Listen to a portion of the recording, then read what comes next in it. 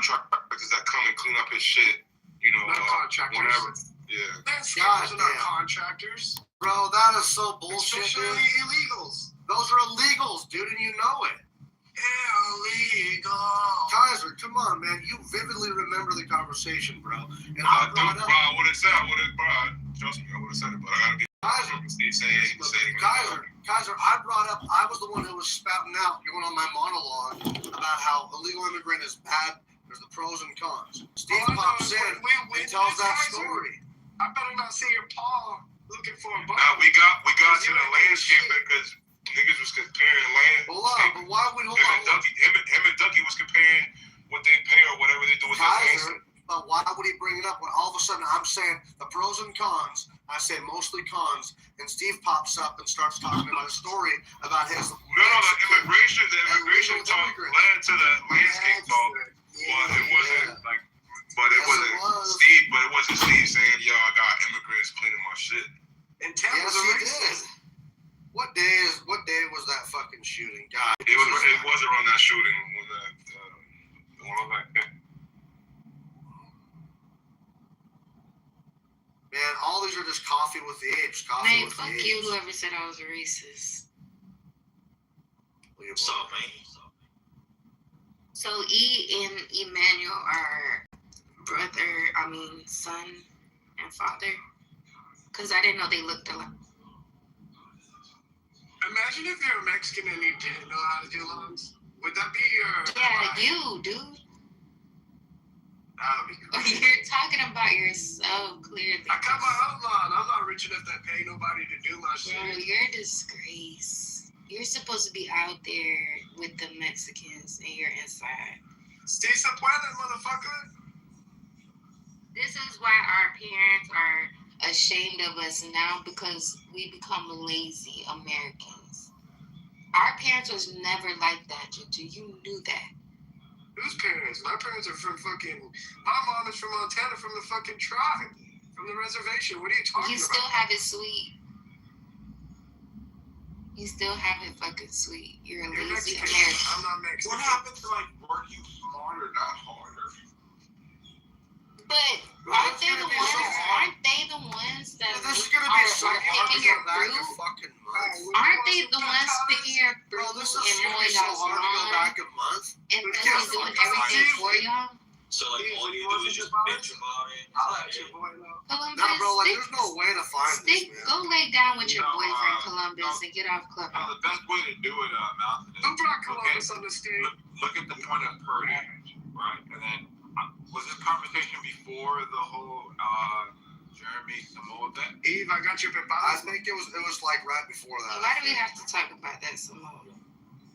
Because we're trying to like form a timeline so he doesn't have to go 2 months back and then miss the actual state that needs to require for the satisfaction of the back. So this is wow. Yeah, like if you're. When did that Karen get killed? Like, that's when the combo was happening, when that Karen got killed. So that you find the date is more than likely the next 2 days later. Something like that, yeah. When the logs needed to be good. It was Goodman? It was the woman? I thought it was Goodman. Right.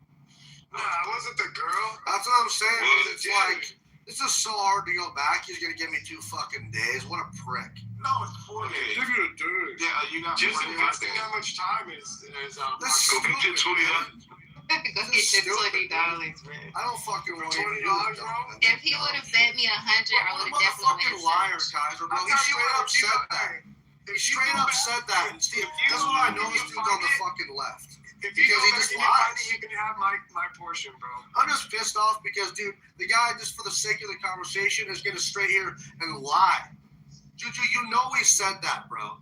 Fucking get back to what we're talking about, bro. This is dumb. That's why I'm not on the left, and I'll just lie to your face for the sake of a conversation. Motherfucker. What a liar, bro. Straight up. Well, I think Steve did lie. I think Steve did lie because he left. Tells us the whole fucking story about his illegal immigrant fucking employees, dude. Literally. For an hour. So he told y'all that he said he did it and then he left and stayed on mute. It's crazy. Bro, bro, you know we was telling. I can't wait till Ducky gets in here. And even Ducky will be like, Ducky, do you remember talking to fucking Steve about his illegal immigrants that are fucking doing his yard work? Yeah. Well, Steve doesn't somehow. Steve does not remember that fucking conversation. So, Martin, if they were on your property, and ICE came, would you hide them, or would you protect them, or would you let them? What? Like, Protected him. are you protecting the immigrants if they were on your property, or you're gonna let ICE get them? Not up to me, man. Wow. What am I gonna do, Luke? What am I gonna do? No, I know what you will be doing. Your own motherfucking law. Y'all are so pussy, like. Fucking If they come to my house, I'm protecting them at all costs. I ain't about to go outside and come out and Listen, fucking y'all lie. scared of the police, bitch. Y'all are scared. That's already on your property. That's already on your property doing your work. If they're mowing your lawn or building something on your property, you're still gonna let, like, that's crazy. I'll be like, entra. Avanza, entra. No, it's crazy. Well, I mean, for a few dollars, You know them people will give you a few dollars, but y'all rather rat. We got too many bitches in this the world. worst thing is you can get evicted for it. So what? So what? Yeah, her logic is not logical. So what? So what? Y'all still gotta learn y'all's rights either way. Like, y'all can't just let anybody come. You done my head. If you ain't got a warrant, And you slow as hell. Speak right. I mean, why don't we go ahead and play this out, right? So you are in a transactional agreement with these illegal people. So right now you're participating in an illegal act. Already wrong Cool. from the beginning. All right, cool. So now we got one charge, and then the authorities show up. Yeah, you should be And now automatic. you want us to start building out our charges. So not only are we kind of You should go right down with them and get deported too. Hold on.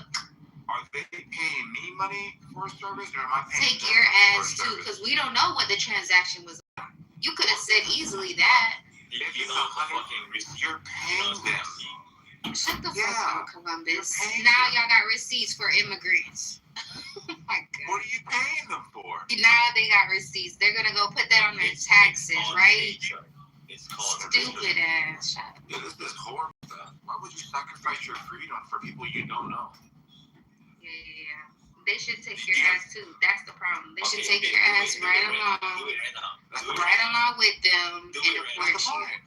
I mean, the crazy part is that the main people that exploit where are the they gonna illegal take them immigration to? from Mexico. We don't know. Juju, drop their ass off somewhere. Shit, they don't know where those Mexicans or Hispanics came But we from. know that the Mexican Americans Or those island people. They don't know where they came from. But we know that the ones who are taking advantage of illegal See immigration how it's so are easy the for Mexican Americans that are. Logic. Come on, the Mexican Americans are the ones Stop. that are of a higher class, business owners, so on and so forth, are the ones exploiting their fellow Mexicans when they come over the border. I mean, that They're is the a ones fact. That is a fact, Yeah. though. They're the ones that understand the game because they They're happen not to the be only of a higher ones, class. but yeah.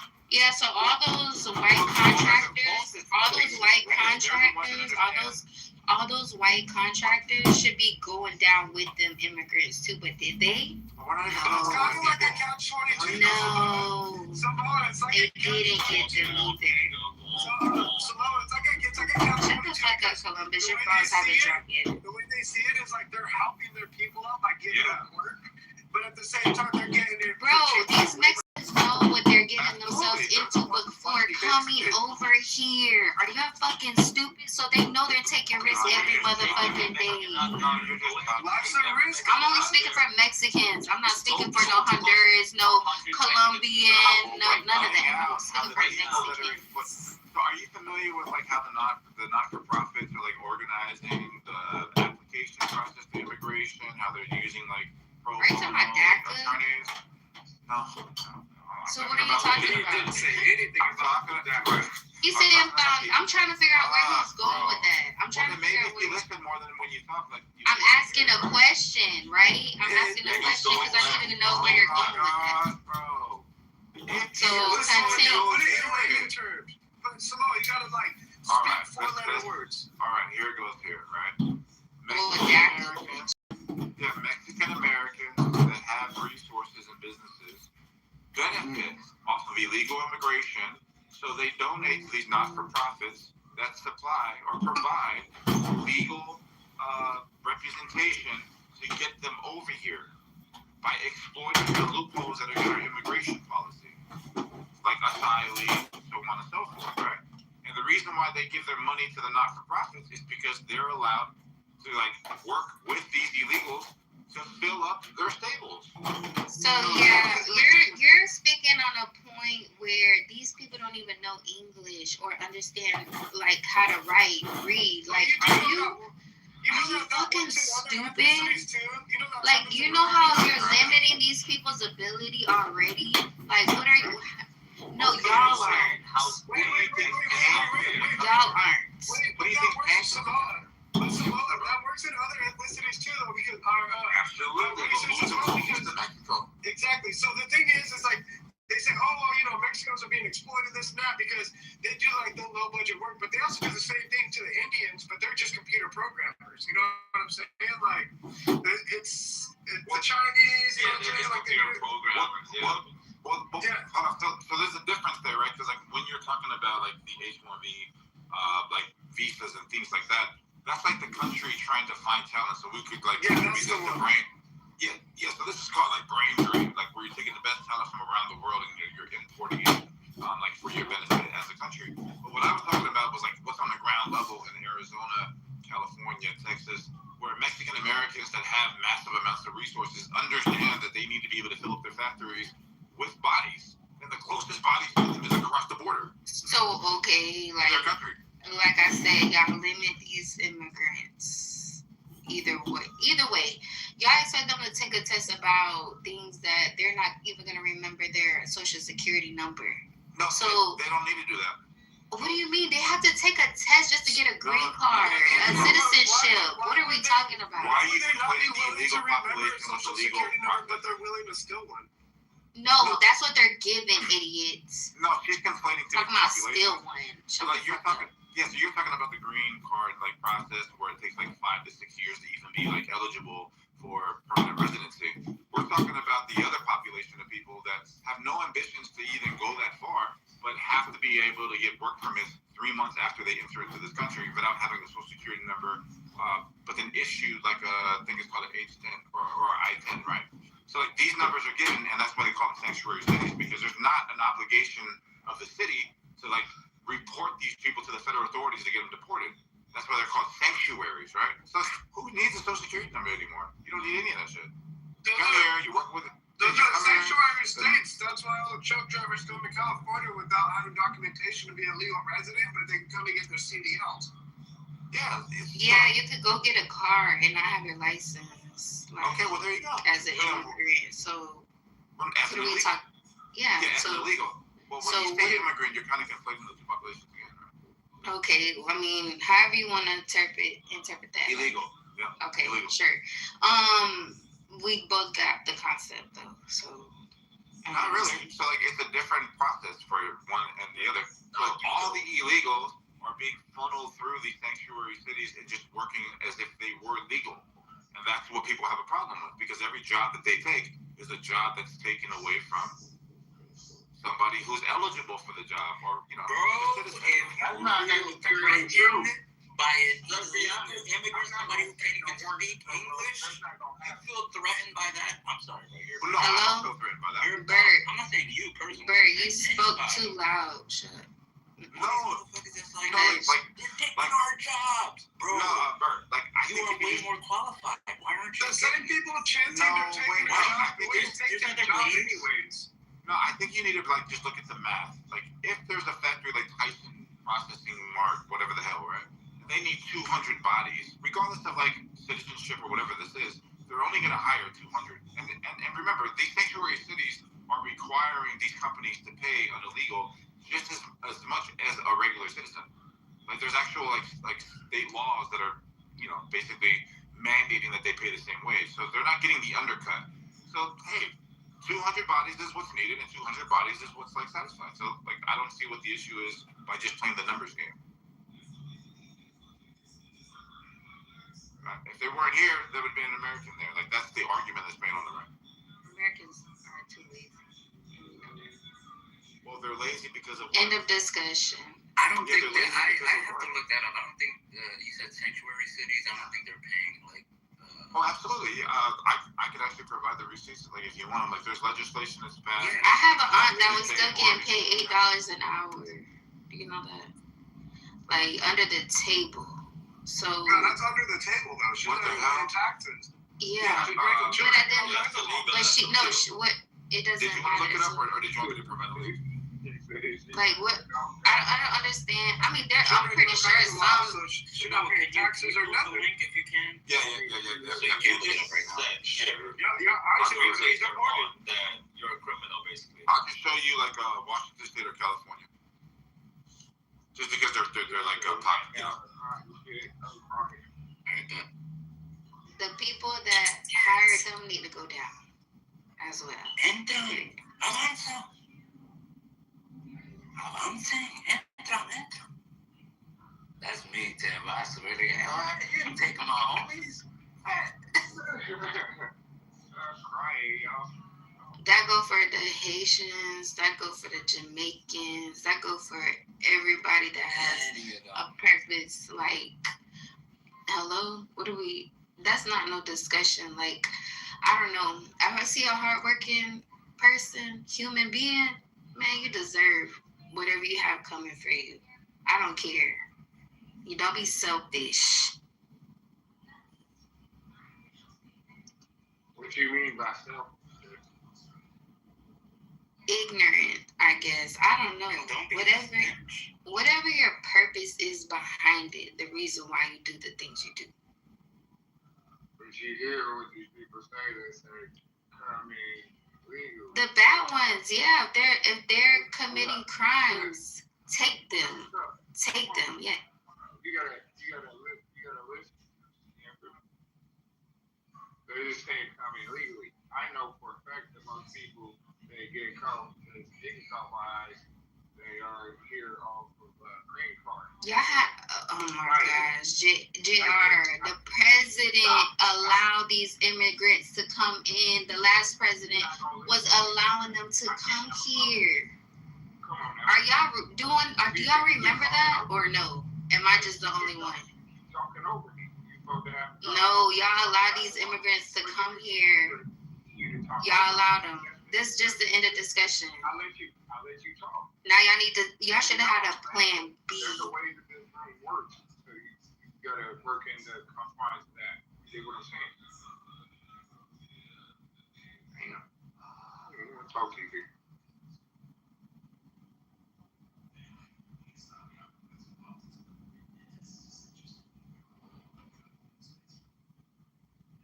I can't believe Mountain didn't know what a libertarian is. It's like, motherfucker, how do you hate something? You don't even know what it is. You lying, bro. No, I swear. He's like, fucking libertarians. Fucking hate those guys. And then Steve's like, what's a libertarian? Oh, well, you know, it's like.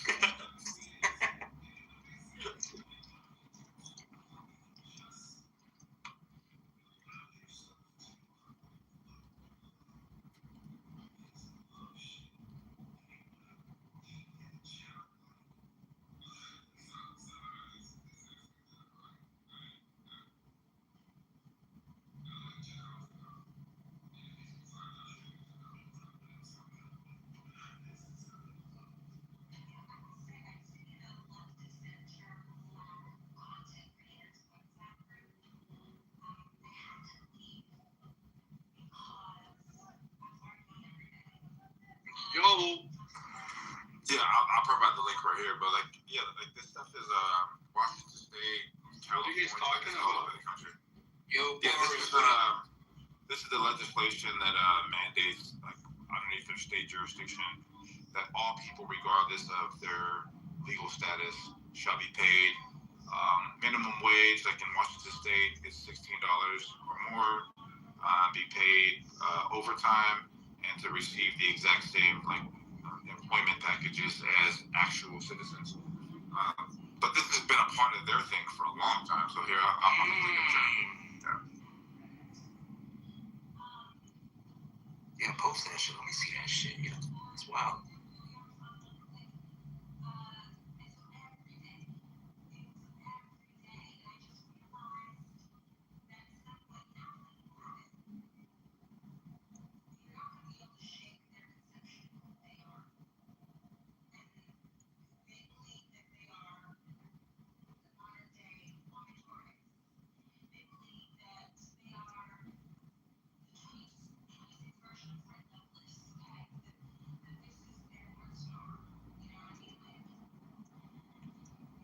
Got it. Go looking out, Brad. Where they hit from? Where they do this?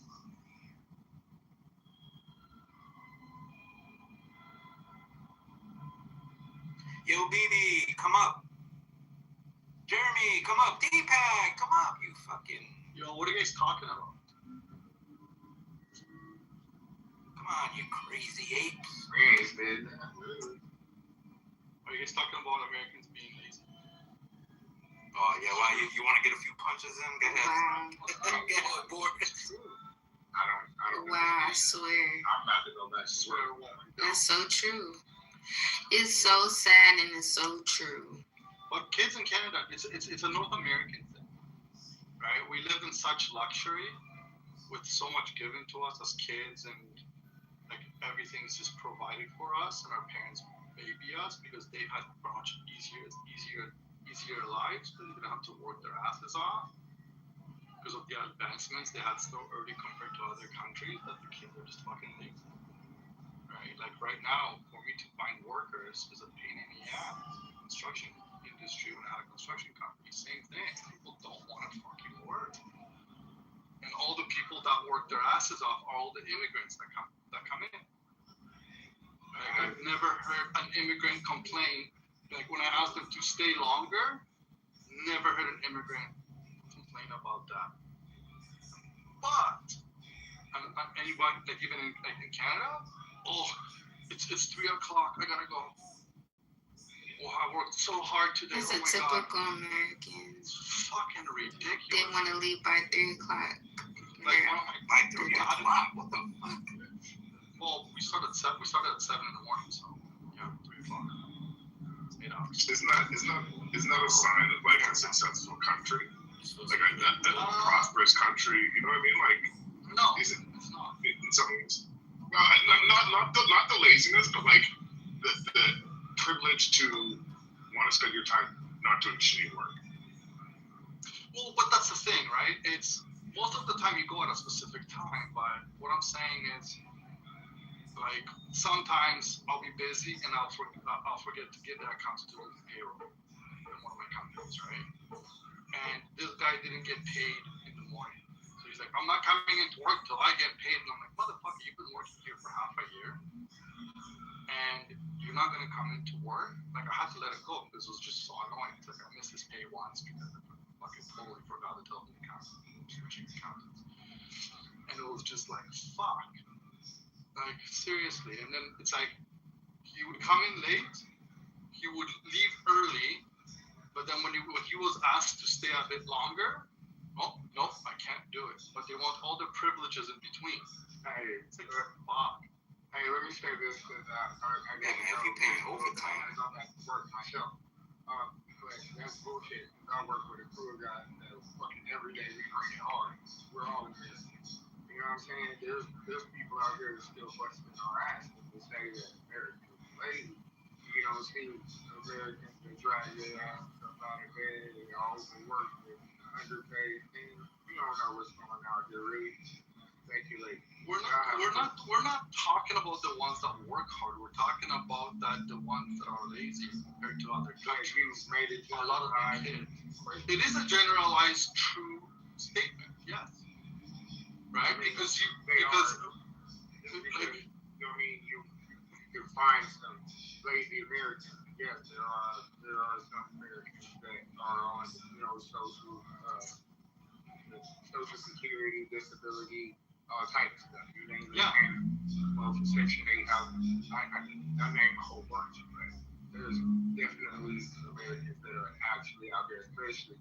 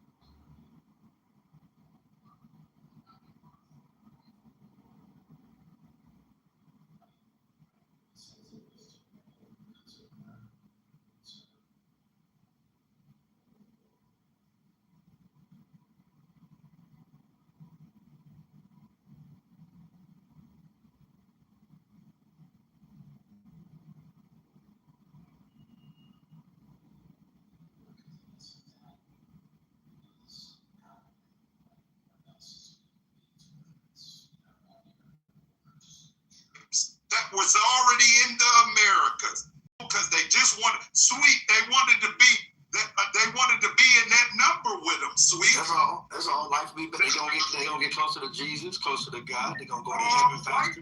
Hold on, sweet. Not the Son of God that represented our tribes and spoke directly against the coming of these people.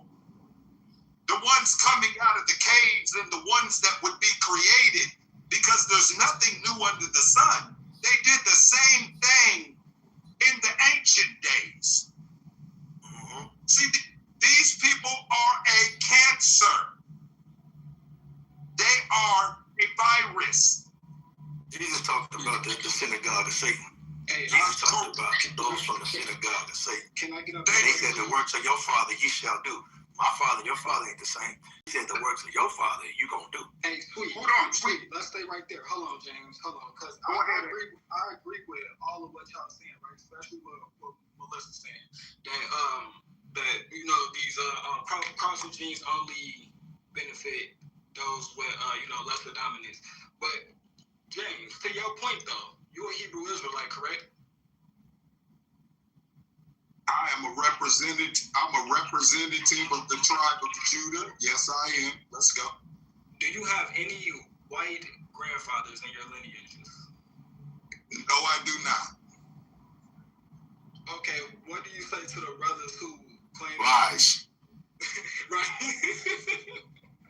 Hey, what do you say to the brothers who claim to be Hebrew Israelite and donate genealogy and find a white grandfather somewhere? I would say this, that our stories are not all the same. There are brothers out of my tribe that's family also was infiltrated. Would I say that every brother, that they couldn't see this down their bloodlines? Now, I'll touche you on this. Is it possible that I cannot go back far enough because of the erasing of the history, right? That there is possibly white people, Neanderthals inside of the bloodline? I would be a fool to say that. Of course, I would more than imagine there would be some down the bloodline. Can I trace them directly?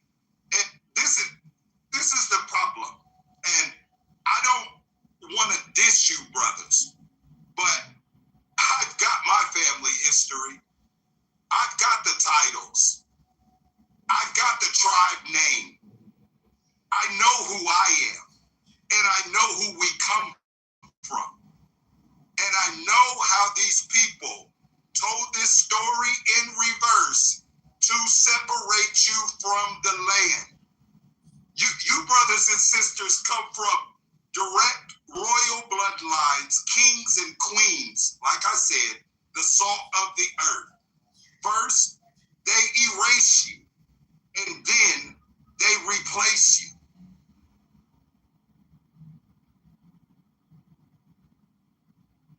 Here's something I wanna highlight, James and the rest of the room. When you have a mixed bloodline, like I know I do, you got choices to make. See, you can just go along. With someone like me, it'd be the easiest thing in the world to benefit off of my lighter skin. Easiest thing in the world. When you got Creole mamas and daddies and uncles and cousins, not mamas and daddies, mama. And you got that whole reality, and you live in LA, for example, you watch how mama's life was and how she was living life when you was 5 years old and 6, and how that whole side of the family benefited off of that lighter skin and that whole Creole reality versus my father coming from Watts, whole different reality, Buffalo Soldiers. When you watch that and you look at that and you see what cards mama's side of the family can play versus daddy's side of the family can play every day of your life, and you watch that play out in every dynamic you can possibly imagine, you got choices at that point. You can either pretend like there's no benefit to being on that lighter side in life, or you can recognize that there is. Now the question then becomes, what do you stand up for, Remus? How do you develop your life? Knowing you got mama and them can benefit a certain way, and daddy's over here, and he got a certain thing. You know what's interesting about the Creole experience? When it's cool to be black, they black. When it ain't cool to be black, they Creole. That's something I peeped early in life, James. And people in the room, they see my father's side, he couldn't play that card. He 24/7 gonna look like he looked. And there's no way around that. That is what it is. And that's the best thing to peep. I would imagine your father is a dark-skinned and melanated man, correct? Most definitely. Absolutely. But okay, so what you just said, sweet, there's a lot of niggas who is black and can't claim anything else other than being black. Hold on, that would switch to being American Indian or even European today if they said the motherfuckers is giving out reparations. So I mean, we gotta call a spade a spade. Some will, but some will, but I didn't heard a lot up in this room say that if the Totem Pole just came in, he was the main nigga that I'm talking about who said that he would be Indian for a check and he'll be black for a check. Yeah, some will, especially nowadays. But it wasn't so much prevalent, so much so back in the day. But nowadays, I bear witness. I'm wondering, what is the benefit of identifying as black? Can anybody tell me that? And like, where's the benefit? Shit, the strength. And probably who you are to fucking treat you like. My God, what? Yeah, you cower because there's no benefit to it, and that means you just about fall for anything when opportunity arises. Like, it's not nobody's fault that you're born with the phenotype that you are, but I mean, what I feel characterizes black people is their strength. To harbor on, okay, well, I'm not going to do this, or I'm not going to marry black people because I'm not getting up out of it. It shows weakness. It shows weakness, and it shows self-hatred. Because despite the oppression, you should be able to find a way to love what God has given you. It's like a man. We can't be out here. We're mad at trannies, right? Changing from women to man, from man to women. That we don't want to be black, and we don't find the goodness in being black. It's like the same fucked up psychology, right? God made you perfect. God made you for a purpose. And to be honest with you, a lot of the shit that we going through is self-inflicted as a people. Like, we got, you feel me? Like, so I don't know. I just think that for us to only want to be black solely if it benefits you, which is exactly what white people do when they wear hip hop and the clothes and stuff like that. But when it comes down to real issues, they don't really want to be black. That's that mentality. You should be able to be confident and proud of who you are through all types of oppression, because that's what God gave you. Melissa, let me answer the question that he asked. Let me hold on, bro. Let me answer the question that he asked me. Let me answer the question that he asked me, bro. Let me answer the question that he asked me. Melissa jumped in. Let me answer the question that he asked me. So, the benefit of it is, my whole life, I saw the strength, the wisdom, the love, the brilliance, the heart, the rhythm of black folks. I grew up with a whole life of comparison. Every Christmas, we went to both houses and both different grandparents' realities. Every Thanksgiving, every Easter, and the neighborhoods was different.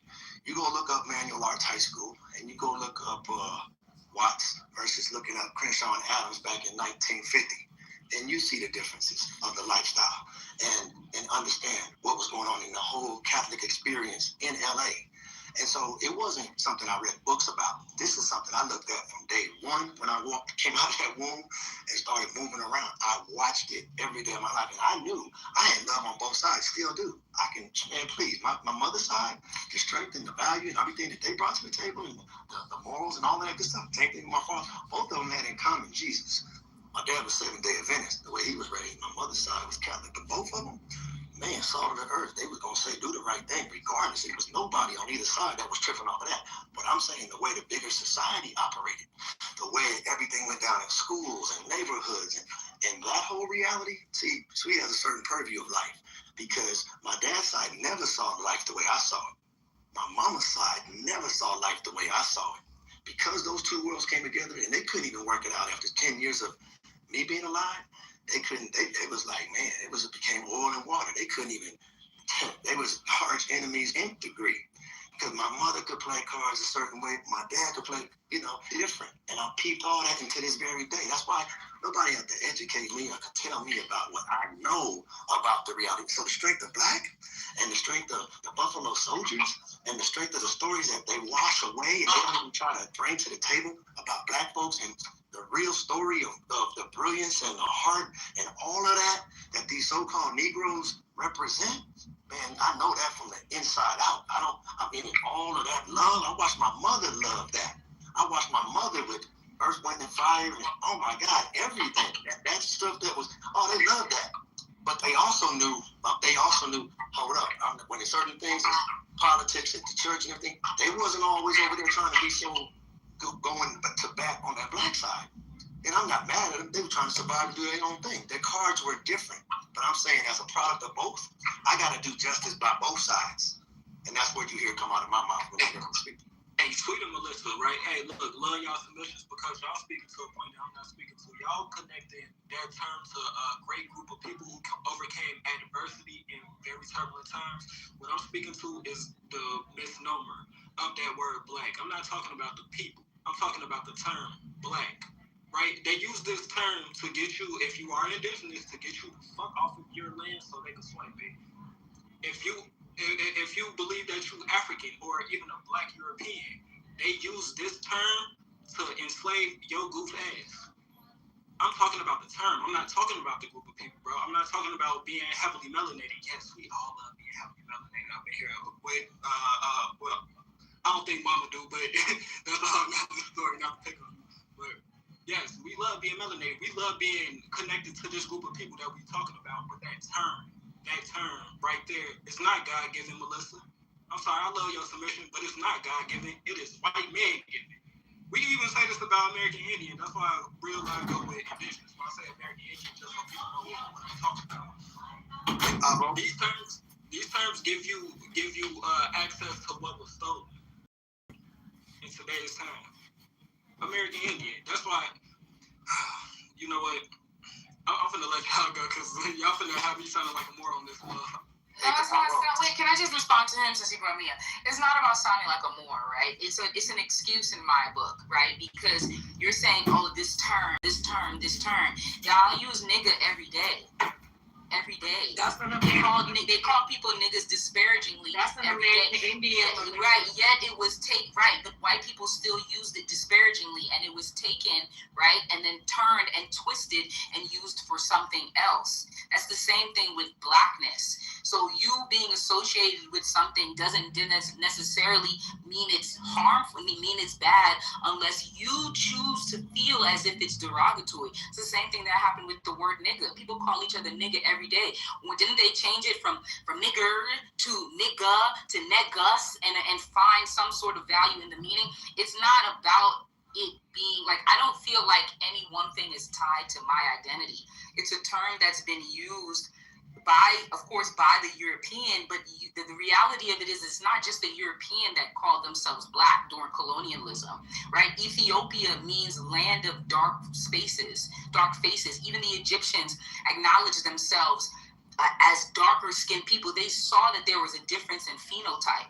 right? So this idea of blackness only being derogatory, I just don't see it as that. I don't associate black with anything that has to do with negativity, right? And I don't see that being black stops me really, despite the agendas, from doing anything of excellence or success.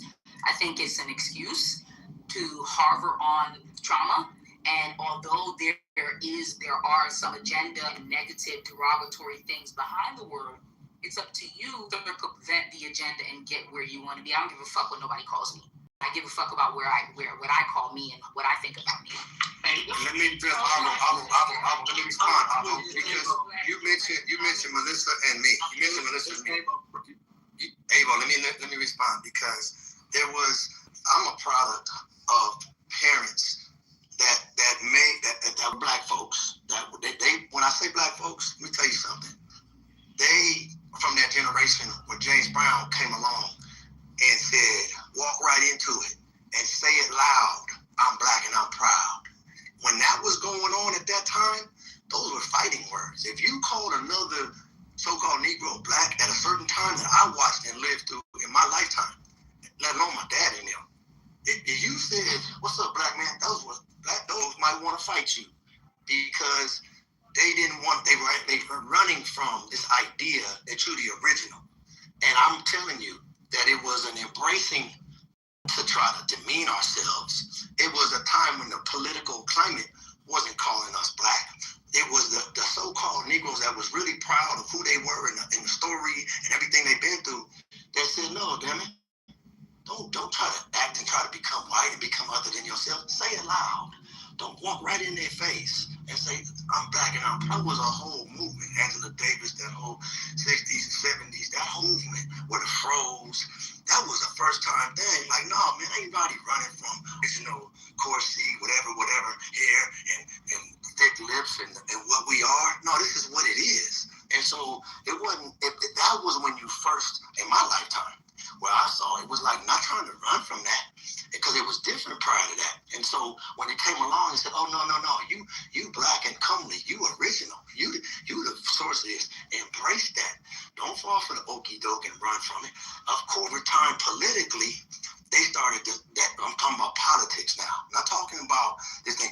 Then there's a process how it got from that original pride in, hold up, no, we from the original. We ain't running from that. You don't like black? Well, damn it, we black. Now what? Where we going from here? Bring your white sheets, whatever you want to do. This is what it is. We ain't running in apologizing for that skin. And we ain't trying to bleach skin and none of that stuff. There was a whole percentage that said, oh, no, hell no. And you saw that pride come along. And from there, it started to connect itself to the rest of the world and realize, oh, you were part of this whole planet on the original side. And this is where you started to see that growth. When I was coming up, 18, 19, 20, you had a very strong thing about this medallion with, was it black, green, and red, and the Africa medallion.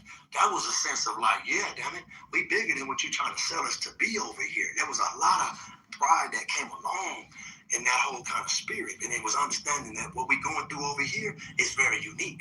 And so the rest of the world slowly but surely began to embrace them terminologies. And Muhammad Ali had a part to play in it. A lot of people, Kwame Ture, Stokely Carmichael, there was a whole lot of them. Black Panthers played a part, and the rest of the world was watching, believe it or not, from a distance. And people like Muhammad Ali was saying, the Viet Cong never called me no nigga. Who was he talking to? The powers that be in this country. He was letting, I'm not going to go fight in a war. I got my conscience. I got a moral conscience. I can't go fight for something I'm not benefiting from back home. Give us the land. Give us what we deserve in this land. And then we could talk about going to battle for you and going to fight some other folks. But right now, man, you want me to go because that's your enemy. You can't get along with them. And there was a whole consciousness. Hell no. We ain't doing that. Hell no, man, we don't have rights right here back at home. And that's the same conversation that people try to have to this day about, damn it, we Americans. That's on a bigger scale. They try to say, what the hell are you sending all this money to Ukraine and Israel fucking for? What the fuck are you doing? We over here building this goddamn thing, putting sweat, blood, tears, all kind of emotion, all kind of shit into trying to alter this political system to include us. That's the part of that. That's the part of that thing. So by the time we come into 2026, 2025 and whatnot, last 5 years, you're seeing everything claiming black, BIPOC. You're seeing all this. That's where you see the pushback from so-called Negroes and black folks that are like, hold on. And there's a difference between the certain struggle with the natives of this land, call them what you want to call them, all them tribes that was here that were very melanated before the Columbus and anybody else started showing up, and they had all of what that was. And so the reality is, I have some blood in there. I got some blood in there. Yeah, my mama. I'm on my mom's side, yeah, for sure. So in that sense, I was. So in that sense, yeah, I know that, bro. But I'm trying to differentiate, because in here, sometimes we want to get A or B, and we want to, and it's really much more nuanced than that. So those are two. Differentiating because you're afraid of playing your tribe. No, I get all that. I get it, but I just want to. I want to be free to finish what I'm saying, though. I want to be free to finish what. I want to be free. I want to be free. I want to be free to land. That's all. That's all I want to do. Too old to be indoctrinated. Right now, let me finish my thought. In this room recently, I know why Elijah Muhammad is called the so-called Negroes. That differentiates them from everything else on this planet. It also separates them, not as a separation movement, but it distinguishes them from the natives of this land.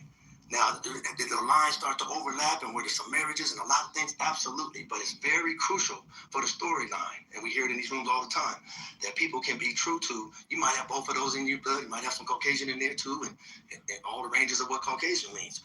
All of that can happen simultaneously, but if you're going to tell the story, the whole story, and be truthful about the story, then you're going to understand there was these so-called Negroes, and there was a whole treatment of that, and there was the natives of this land, and treaties and all kinds of stuff with that. And then there was Caucasians, and there's a whole bunch of that. So it's a very convoluted thing, and depending on who you are, your story's going to be very different. But there's some similarities in there too, and all of those things have to be told properly as we move forward on the planet.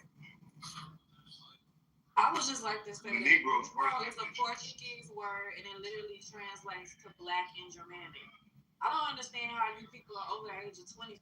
You were born in the 80s, the 70s, or the 60s, and you don't understand what's happening. James Brown is literally half American Indian and half Native American. He worked for the machine. Just like the term Afro was literally transformed from the word natural, which was a natural hairstyle. And the 60s was a pivotal time to take the indigenous so-called Black American and make them into an African. You brought up RGB, that comes from Marcus Garvey, who was from Jamaica by way of Ireland, because he was a so-called Black European. All the stuff you just went down the list and said is literally the indoctrination of the American people. When y'all calling people black, you're literally taking them away from their indigeneity. People in Africa don't identify by black. They identify from whatever tribe, whatever country they come from. Here in North America, we have literally been programmed to identify by a crayon color that we're not. We're shades of brown. How is it that Asian people don't identify by yellow? If you've ever left the Americas and you went out the country, people from other places already know who you are. They know that they're from America. So I don't understand why y'all in 2026 are still trying to live under the patina of colonization by the way that they have tried to identify us. It has literally been programmed into our minds. Ain't nobody, even the darkest person on the planet is not black. These are literal terms that came from the Portuguese. Right? They even had a term called Negro de Terra versus Negro de Guinea, because they even knew there was a difference between the African and the people over here in North America. It's just bizarre. And you brought up Creole. I'm Creole. Creole literally just means mixed with French. Somebody who's Creole could be African and French. Don't have to be French. Stop. Somebody could be Creole. They got Creoles in Alaska. Look it up. The Alaskan Creoles ain't the same as the Louisiana Creoles. And you want to know something else? Louisiana Creoles have different admixtures too. And them Creoles that left from Louisiana, they left and they went to the Midwest and they went to California. Some of them decided to continue to be Passe Blanc. Some of them decided to mix back in with the indigenous American. So American Indian is your nationality, which is America. That's your nationality. And then Indian, which means indigenous, would be your ethnicity. Calling yourself black literally denotes you even having an identity, bro. Like, Black America literally takes you off the landmass. Africa before America literally takes you off the landmass. People like Charlize Theron, Michael Blackson and Elon Musk are African American. How is that no category? I didn't say it. You're mixing it a lot. Haitian and No, but it's somebody else's. There's another point. Not all friends. Don't get all emotional. Wait, sweet, there was somebody trying to talk black. It's okay. Cause you too old, bro. You too Sweet, old. can you let black go, guys? Can you guys let black talk? Don't be so emotional. You Creole, represent your Creole. Black is trying to talk. Come on. You know, it's bickering. It's interesting to me when people try to take people like James Brown and Marcus Garvey and they do other people, try to make them point blank Indian when James Brown tells you he's so-called African American. He has a Native American heritage, yes. He also has African heritage from West Africa, and it's specifically genealogy in the Sierra Leone. Why you cut them off? You know, you're just saying things. You ain't posted nothing. And, I said he was American, Mexican, and Native speaking American. for James That's Brown. what I said. You're speaking for James Brown. And You so ain't are posted you. nothing. That's all And then it's his submission, though. I'm literally looking up his genealogy. And also, you claim Marcus Garvey's a black European. You know, you guys just throw some things out there just to make. Why you keep coming off your mic with no discipline? Because you know she's cut. You can just try to distract the room. Okay, go on. You didn't let Black finish talking. What's wrong with y'all? Yeah, you know, I think that was an point out that people try to take other people's identity and try to tell them what they are. You know, you gotta stop it, sister. Yeah, and I did want to add this idea that Africans don't consider themselves black people. That's not quite true. They've had years of oppression and tribal wars that unfortunately were also caused by the Islamic and Catholic churches. But if you go back in antiquity, right, the Nubians, they named their land Kemet, right? In ancient Egypt, they named Kemet literally means black land. Black land. The word Kemet means black land, right? So this idea that there's no, grow the fuck up. This idea that there was no blackness in Africa is not true. We even have Ethiopians. They adopted the name. The name means land of burnt faces. Like, let's be for real. Kemet means black land, right? These people were fully aware of their phenotypic differences. They knew. Ugh, you need to not burp on the mic. That's disgusting. It's gross. Like, get your bowels under control, right? And so the reality of it's disgusting, and it's not your go, it's mine, so mute up. So this idea that Africans don't see themselves as black, I literally go to Africa every time. They definitely call themselves black in modern times. That's one. Mute up. Thank you, Avo. Please, you're on mic, and it's really distracting me. Thank you. And the second part, right, modern day Africans do call themselves as black. There's thousands of different tribes in Africa, thousands of different languages, 50-something different countries, right? And so the different people associate themselves with different things. If you're talking about Africans who don't see themselves as black, you're talking about East Africa, right? Who primarily see themselves as Arab, because that's what genetically they are. They are most definitely Berbers, Amazi, E1B1B, which has an Arab lineage. Even till this day, they're not even E1B1B anymore. They're also more Arab, and that's self-identification. But that's not to say the entire continent of Africa doesn't associate with blackness. That would be wrong. And then lastly, again, one of the greatest civilizations in Africa, not the greatest, but one of the greatest, right? Kemet means the black land. So to say that these people didn't see phenotype, you can go into their writings and see their hieroglyphs and see that they acknowledged different phenotypes, and they knew they were not white, they were not Asian. They knew that. That's why they named their land what they named it. Hey, Melissa, can't nobody read that. Imagine that hieroglyphic. Don't nobody know. Anybody can look at a hieroglyphic and see a photo. What the hell? Hello, Melissa. Hello. You don't know Asa Hilliard, I guess. Wait, hold on, G. Y'all always go to Kemet. Instead of going West Africa where they say you niggas come from. Now, Melissa. I live in West Africa. Hold on, Melissa. God damn. Get the fuck back on mic, please. Oh, but you weren't on mic when I was talking. And you don't like it, do you? It sucks when people keep interrupting when you're trying to make a point. I'm muted up. After you laughed about me, and now you want to curse at me. Shut the fuck up. Please go on mute. though ain't shit funny. Like, we're trying to build people. Like, there's a lot of people in the audience listening. Respectfully. Okay, so can I fucking finish? Goddamn. No. All right, so Hey, don't finish, please. Yeah. But listen, it's all love. Don't be like that. Because I was just like, but all right, look. Y'all always go to Kimmy. Y'all always go to ancient Egypt. You niggas don't got nothing to do with no motherfucking ancient Egypt. They didn't go into ancient Egypt and take you niggas up out of there. So whether they consider themselves black or not, ain't got nothing to do with you. But what about the West Africans though? What about the Liberians, the today Liberians, the today Ghanaians, the today Congolese or whatever the fuck, the today Nigerians, Nigeria? What about them niggas? Those are the main motherfuckers we talking about when we say that Africans don't consider themselves black, and they don't. And because they understand the difference of nationalities. We don't realize how the nationality here. That's why we put that black in front of American and not just American.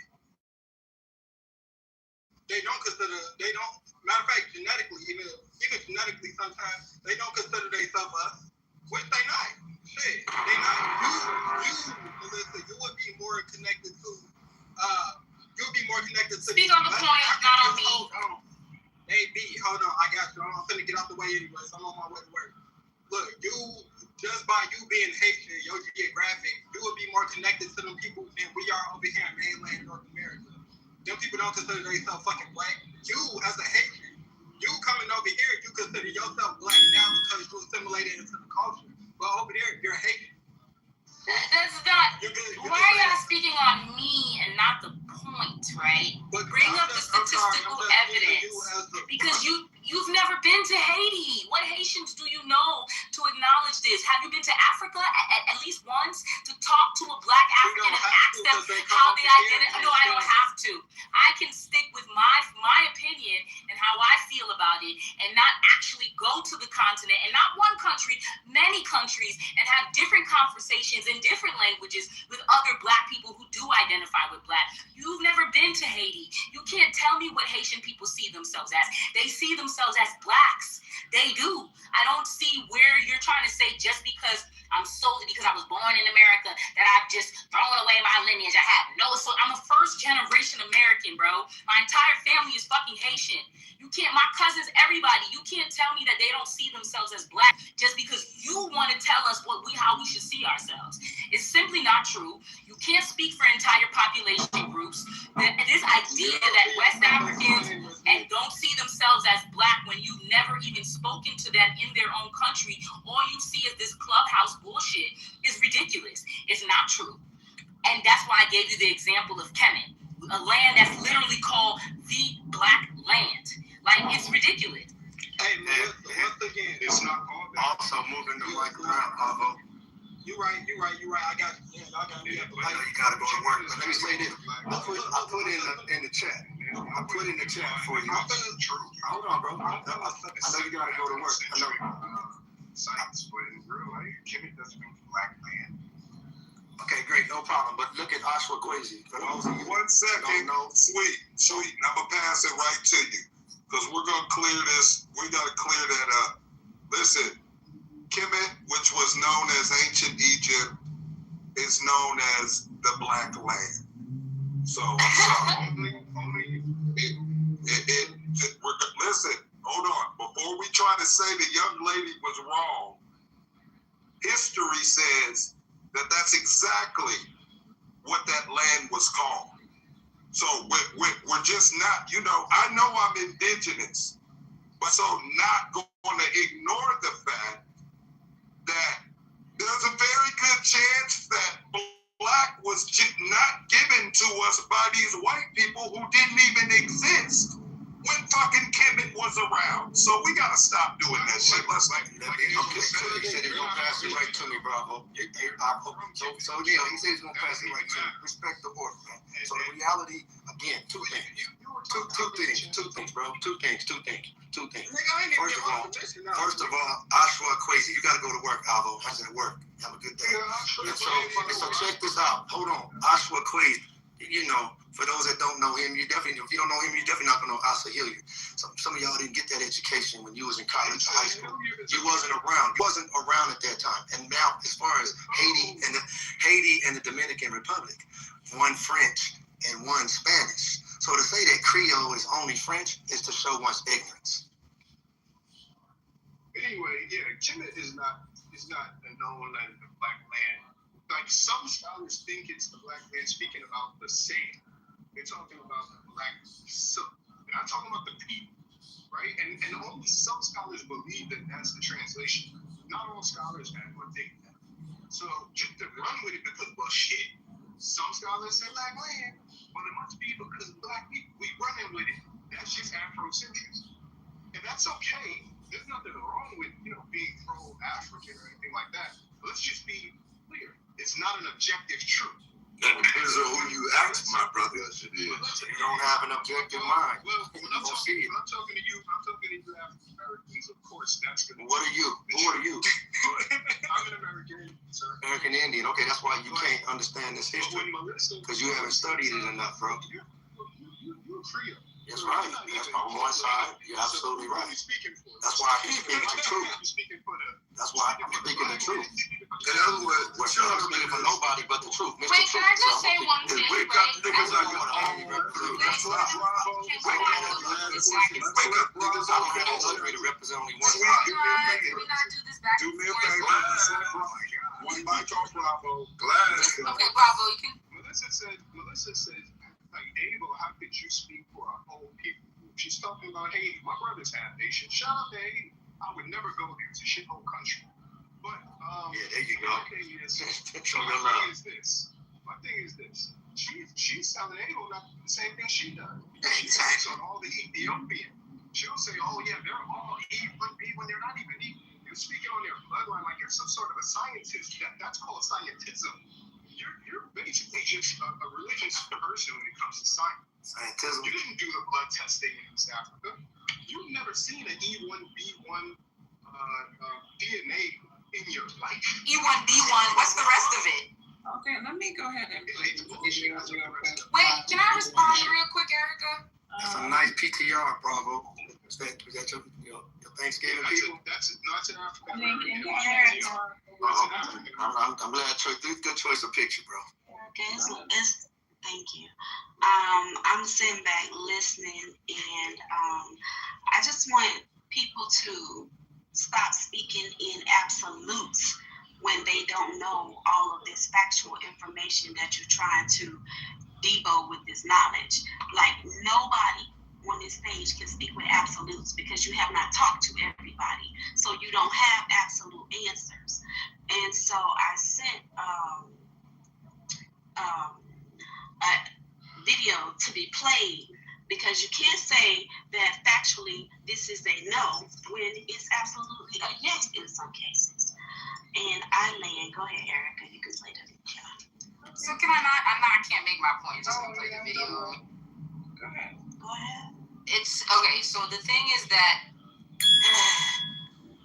So all right. So this is the thing, right? The word Kemet refers to the land.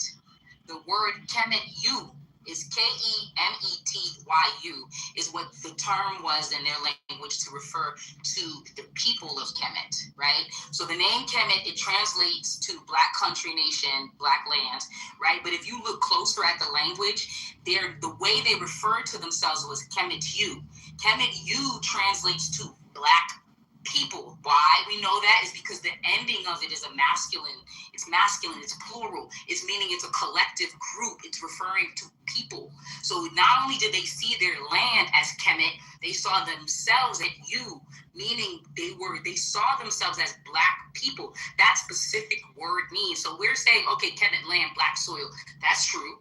But then what do they call themselves? They call themselves Kemet-U. And go research what Kemet-U means. It means the black people or the people of the black land.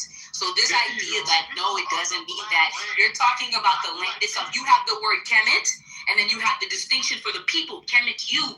One means land, yes, we're pertaining to soil blackness, but Kemet-U refers to the blackness of the people. No, it does not. Go Google it. Kemetyu. Kemet-U. It means people. Play the video, please. Sure. What's up, Michigan? I'm not trying to ruffle any feathers or anything, But am I the only person, Black African American person, who remembers when anybody else who was a part of the African diaspora used to differentiate themselves from us? Like, oh, I'm not Black, I'm Jamaican. I'm not Black, I'm Haitian. I'm not Black, I'm Panamanian. But now it's like, bro, we're all Black. I don't know. I don't identify myself as a Black person anymore. I identify myself as a Jamaican person. I've always identified as a Grenadian. I'm not Black. Everybody was shocked at that statement. Like, you're not Black. What are you then? Like, I'm a person. What is Black? So what are you? Yellow, like lemonish green? What is that? What? It's difficult because I don't identify as being Black. Also, like, I was not Black, I'm African. Then I'm Black. No. There's a big difference. I came in a plane, they came in chains. I'm passenger in their cargo. And I was 17 to go to college. So I will start off with the fact that I never really saw myself as a Black person growing up. I still don't. Of course, it's something else. I'm not Black. This is Black. I'm not Black. I'm not African either. I live in Africa. I'm Somali. I speak Somali. This is my flag. I don't like this. Like, why are you telling me I have to do this because I'm Black when it's been already pointed out that I'm Haitian? Why do I now have to submit to this idea of being Black? That makes absolutely no sense to me. And that's what you don't get. A lot of people are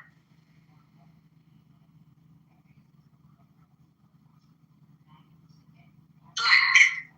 I have never and will never identify myself as Black. And I'll elaborate as to why I'm saying this, because this is needed in your so you can pretty much understand that just because I look like you, that does not mean I identify myself as such. So for instance, sir, I am Congolese. The word is colorblind. I'm not a Black man. Look at my face. I'm more like brown. And I'm not. Let me say that again. I am not Black. Okay? Hear me out. Growing up, my mom absolutely hated when we refer to ourselves as Black. She's like, you're not Black, you're Nigerian. It's like, now that we're on the forefront, which we've always been, but now that it's really trending, it's like, I don't know, they want to claim it as theirs. But before, they had to make sure that everybody knew that they were foreign and they were not like us. Hey, Mommy, I don't think as Ethiopians are ready to have the conversation that we love cosplaying African American when it benefits us for permission to using the N-word to be credited for or profiting off of the ingenuity of Black Americans, by blending in because of our skin color, i.e. people trusting, loving, and endorsing of Black Americans for good food, music, language, fashion, social justice movements, arts, etc. Everything that erupted out of this beautiful culture. Basically, we love clout chasing African American culture for our own benefits, but when it really comes down to it, when it comes down to being we'll play model citizen immigrant in a hot second for our own convenience, forsaking our Black brothers and sisters for any opportunity, no, for even much less, for a man or a moment. Yeah. We're ready for that either. Do you think there's a difference between financial Black American versus an African? Because I feel like even though I was born in Africa, most of my life was raised in America. I joined the military and I was ready to die for this country. So technically speaking, I am African American. So do you think there's a difference? And you deserve every bit of America that you fought for and did everything for. But your ancestors ain't do nothing for this country. Be honest with us. Let's be real. They got us here. If it wasn't for their hard work, if it wasn't for what you are the resident African American, right? If African Americans win in their struggle in the United States, that is a blueprint for us in Africa and the rest of the world. So with their struggle for reparations, it equals to the conversation about what Sudan needs from England, what Sudan needs from the outer world, what Sudan needs from every other person that has been able to take a part of South Sudan. I'm not trying to ruffle any feathers or anything, but am I the only? All right, that's him. Grand opening, grand close. Yeah, but that video highlights that even Africans are not a monolith. I mean, you can take as many people who say that, but then you do have people like that last man. Listen, I'm not on this hatred wave that you guys like to be on. It doesn't suit me vibrationally to hate people. There's no money in that. Just be hating niggas for no reason. That's literally what European does. And I choose to rise above that. I just personally, regardless of what you call me, what you think I am, I'm not gonna hate you.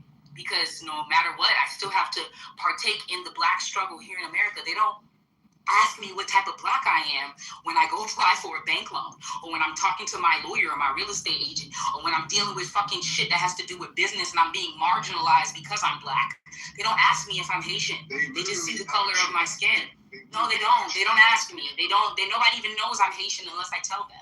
So the reality of it is that as much as we can hark on these clickbait points of view that Jewish media is putting on TV, that last gentleman who spoke about the real reasoning that there is that Black Americans, that your voice and your efforts are actually influential to other Black people, not because we want what you have, not because we want reparations, but because we have our own fight in our own countries that need to be done. So it's more inspiring. I've never lived in a household or been around other Haitians or Caribbean people who don't see themselves as Black. My entire life, I've always identified with Blackness. I've never differentiated. My husband identifies as Black.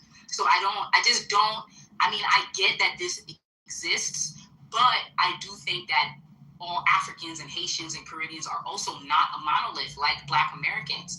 We all do not think that way. And I'll be honest with you, thinking that way economically, while white and Asian people they're quadrupling their investment year after year in other Black countries, it doesn't make financial sense to the future of generational wealth. That's why I don't want to partake in it. It's really broke behavior.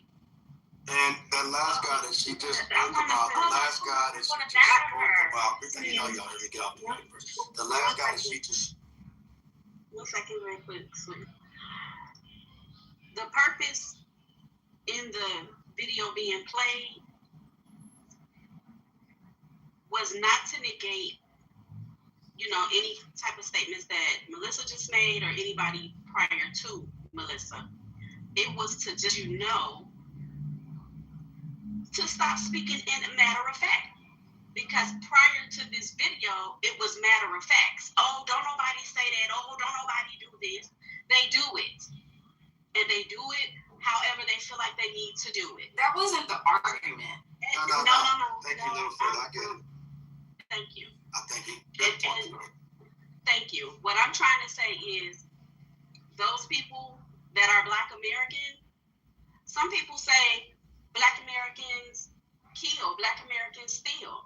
I'm not to get on this mic and say that they don't. So I'm saying this it can't be a matter of fact. You just we're talking about Blackness and the word Black. Why y'all do this shit? Okay, let me speak now. And so the last guy that we heard on that video, okay, I'm trying to get it because there's a lot of. So he was saying that we benefit off of you Black Americans, so-called Negro Americans. So please, y'all keep on fighting that fight because you make it better for us wherever the hell we are. That's a fact. Also, the early people in that video were making it very clear. We're not Black. They were very clear. Whenever that was recorded, whoever they represented, they was making it clear. Again, I go back to James Brown. I go back to this movement within Black America, so-called Negroes, Black folks that always understood what that meant from day one. We've always understood that before anybody else started coming over here in mass and all of that. And so they knew they weren't a part of that. They were very proud of being Somali. You heard somebody say, they were very proud of being Jamaican.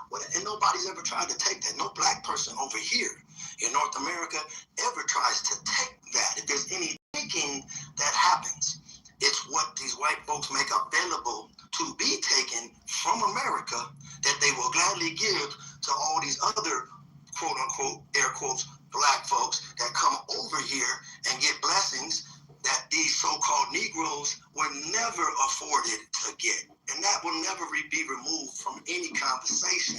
And that's why I make it very clear. The only thing that I know that differentiates it is just like Elijah Muhammad said. You're talking about these so-called Negroes. Who so-called them that? These Europeans that was over here. And they distinguished that. You can go do what we've done in this room, and people have done for decades across the planet, and you can go ahead and pull up how the differentiation was categorized, not by the black folks themselves, not by the so-called Negroes themselves, not by the natives that was over here. They, the European colonizers, made it very clear that they understood who these tribes were that were already here and who was brought over here called so-called Negroes. They were very clear. So argue with them when you start coming off your mic. Go back, because that's the reality of the conversation. So I get it. You may want to argue against the whole so-called Negro thing, and that's because you're not vested in that. Maybe you're Creole, or you're Native American, or you whatever you want to label yourself, or you from first generation, whatever that is. But just be crystal clear. You are not in that category of those individuals that are here, that have been tied to that whole journey, and they know that story. And those people have a certain conversation that they have to have with the government. And if you're not in that boat, you should just learn how to be quiet at that time. Sage available. Sage available. Sage. Go ahead. Hold on, Sage, can you go behind Eugene? It looks like he's trying to say something. Go behind Eugene. Anytime, Eugene. Okay, super cool.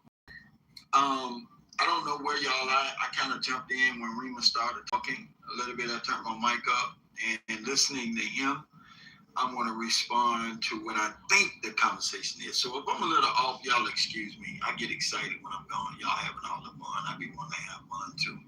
So if I'm a little off with it, just, charge it to my head and not my heart. Like flawless. So what? Hey, so, whether you're a Native American, whether you are Indian, whether you're a Haitian, whether you're African, whether you're a foundational American, in the eyes of white supremacy, you all the same. No matter if you're rich, no matter if you're poor, you are considered in their eyes second class, and you're black. Let me share something with you right quick. All of this time we've been fighting to be accepted and when you're still a nigga. It took Tiger Woods to go get sued and fined for him to realize when he said, I'm not black, I'm Tiger Woods. I'm not black, I'm OJ. These brothers felt as if they were beyond their blackness. And in that, white America had to humble them. They had to humble them to let them know, nigga, you still a nigga. No matter what you do, you are still a nigga. Diddy, you think you bigger than the system? You still a nigga. Bill Cosby, you still a nigga. R. Kelly, you still a nigga. And as those thoughts linger in our minds, we must understand that no matter what, you are still a nigga. So you have to define and redefine what being a nigga is. And the only way to develop a new definition of that is building within and building on your own. So if I'm gonna be a nigga, let me be with my niggas. I think Kanye said and even his points were so valid. He was talking to Sway. He said, hey, Sway, I just spent millions trying to be accepted in this fashion world, only to realize that no matter what I do, they never gonna accept me. But why don't you empower yourself? And at that time, when Tay was saying, why don't you just do it yourself, Gay? That was that fighting at the table. He wasn't understanding. Building his own. And at the time, he wasn't understanding because his whole thing was, but I want to be accepted by them. These are people that... Why we want to be accepted so bad? Because it feels like it gives you validation. A brother can tell you, man, you got a good look on yourself, man, all day, man. You got... As soon as one of these white folks come in and say, man, I love your podcast, now all of a sudden you're smelling yourself a little bit different. Just like when we growing up in the neighborhood, man, we were shunned on dark-skinned girls with Negroid features. They told us that Whoopi Goldberg was ugly. They told us that these women, they were ugly. Straight hair was pretty. Where the curly hair, light-skinned girls at? So we grow up being color-struck. We don't want nothing that look like our mamas. They all because we all want something that we can't have. So we're flattered when someone outside of the pond sees our ability to swim. All of this time we've been fighting to be accepted in real life. So the premises behind me sharing that, regardless of you calling yourself Indian, Native, African, Black, Haitian, Jamaican, in the eyes of white supremacy, you still a nigga. Go ahead, sweetheart. Thank you, Eugene. That's so because the topic before I even got in here, I was thinking about the colorism thing. But to get back to the point that you guys have on hand and the discussion that was here before, I first want to start off by saying how ignorance could be so loud and how negativity is much louder, right, than positivity. Because what we want to look at, like earlier, I think Melissa made a very good point. I think, and I have a good optics because I'm half and half. I have a foreign side and I have an American side with very deep roots here on this continent.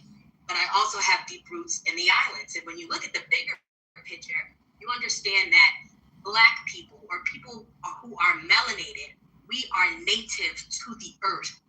We are native to this earth, okay? Not just one landmass. So in the Americas region, when you talk about Jamaica and the Caribbean countries, we are all a part of the Americas, right?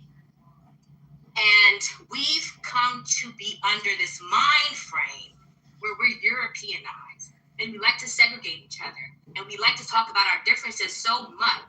And yes, there is a place for our differences to be identified because there is a key issue here that Americans, people who are descendants of slavery here in America, people who are foundational Americans, have a fight that they need to fight, and they need to segregate and identify themselves separate from the other people on this continent who look like them, so that they can attack the issues and get their reparations for what their ancestors on this continent had gone through. Right? Now, I think it becomes convoluted with all of the propaganda that is spewed out there by people who don't look like have more money than us. Right? Because here we are as people who are melanated against other melanated groups of people, whether they want to call themselves Black or not.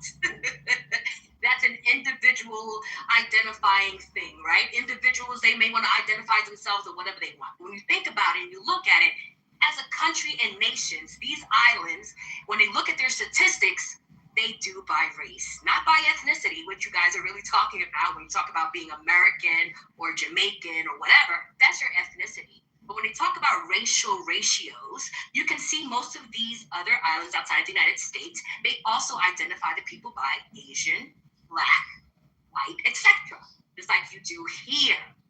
And then there's another statement made about, a lot of, I think, foundational Americans look other people who are melanated and foreign to this country as masking or being tithers to them or these other things they want to call them, because it does create an issue, a layer of issue, when you're trying to segregate the issue to state like, hey, no, not everyone deserves this because your ancestors weren't here, right? However, what we don't see is that while they're propagating group against the next, they're opening the floodgates wide open for people who look like them. If you're white, I don't give a fuck where you're from. You could be Eurasian, you could be Caucasian. Long as your skin is, you could be African, I don't give a fuck. We got you. Bring your ass here and we'll give you everything you need. Someone made a statement earlier stating that Black foreigners come here and take something from Black Americans that Black Americans don't have privy to. And I will implore you to do your research to see that these Black foreigners don't get much of benefits that you don't see. Who's actually getting the benefits are these other foreigners who don't have the melanated skin like we do. Those are the people who are getting your bread, butter, land, and all that other shit. Trust me. But I land there for now. Since I know about BIPOC, that last piece I have to disagree with because, again, you don't see it. You can't see it because this Black, indigenous, people of color, and this intention to always deny those that have been here, that has always been the constant. And I can appreciate that'd be impossible to see because it's a struggle when you show up. It ain't easy like Melissa brought up, and Eugene brought up. You black, you a nigga. When you come over here, great. You Somalian, Nigerian, wherever you from, great. Ghana, all that's fine and dandy. You proud of that, and that's all good. You're gonna find like people like you, and that's cool. Blend in where you can, but you'll never, ever have the time and the ability to keep being true to where you're from and dig into and figure out what the hell has been happening from day one. Only thing you can do is listen to those that are telling you what they lived through and what they've been about. But when do you do that? When is there time in your schedule to dedicate to thinking about somebody else when you gotta survive your doggone self? I get it, but to not recognize BIPOC and not recognize when it's a black farmer's issue that's trying to address old American disrespect, this everything of black folks, so-called Negroes, and what's been taken from them in a light, weak way to try to put some kind of reparations concept into legislation some kind of way, and it gets watered down with everything other than those so-called Negroes. Those are statistics that is not my emotion. Those are facts of who can get that money. I had a guy that told me himself in Sacramento, who was a part of that. He said, I'm trying to get more so-called Negroes, black folks, to get some of this money because everybody but y'all is getting this money. That was a black man from, I think he was from Liberia. So I'm just telling you, it ain't, so, but that don't mean whatever your struggle is not real. But just understand and appreciate if you're sincere and you benefit from this country, understand the so-called Negroes that built this thing. And they don't get the credit yet. That's great talk, beloved, because that's the right idea. We have paid the price and we have sacrificed life, blood, sweat, and tears upon this land, on this day, before and after the Neanderthal, before and after anyone that's a so-called immigrant. We are still the landlords of this land, regardless of who's speaking. We are my direct blood is the landlord on this land. Don't make any mistake about that. And we will challenge and we will check them at every turn in the road. All right, Jamal, get you back. I'm gonna hit you black, Jamal, on the strength. Yeah, you have to understand these things because this is the truth. So we have to now set parameters based on our family values. We no longer have to bow down to anybody on the race card, the race issue. We set the parameters. We are the educators here. Don't make any mistake about that. And one of the most brilliant men, a brother named Dr. Lonnie Shabazz, he was a student of the most honorable Elijah Muhammad, a master teacher himself, both of them. And then he produced master teachers under him, including Malcolm, #1 scholar out at Oxford, including the Honorable Minister Louis Farrakhan, a scholar by everybody's estimation. The minister, if Donald John Trump is talking, and you have to say the word the minister out of his mouth, he knows he's talking about the most honorable minister, Louis Farrakhan, without any noise in his background. You have to understand some things comprehensively on your best position and the best way for you to go. Look back at that Million Man March. That's a world phenomenon. That is a timeless spectacle. Nothing has come to match that Million Man. Because nobody interrupted you, Sage. He called that Million Man March and was based on black men. And I don't care what label you decide to walk out of that camp with. He said, black men, stop calling your women bitches and hoes. Stop doing that. He said, black man, go and join a black organization. Say your name.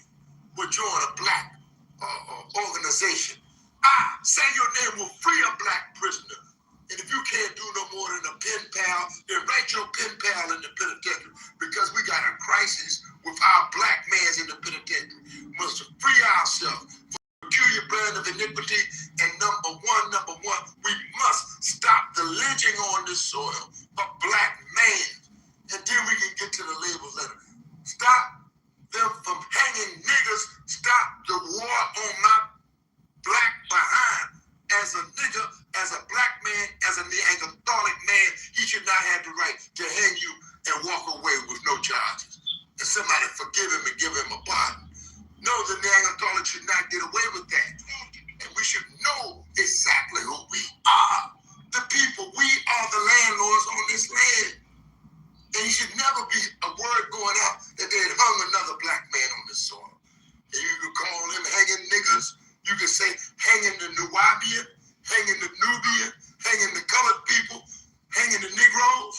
We're all talking about that man, the most rejected stone.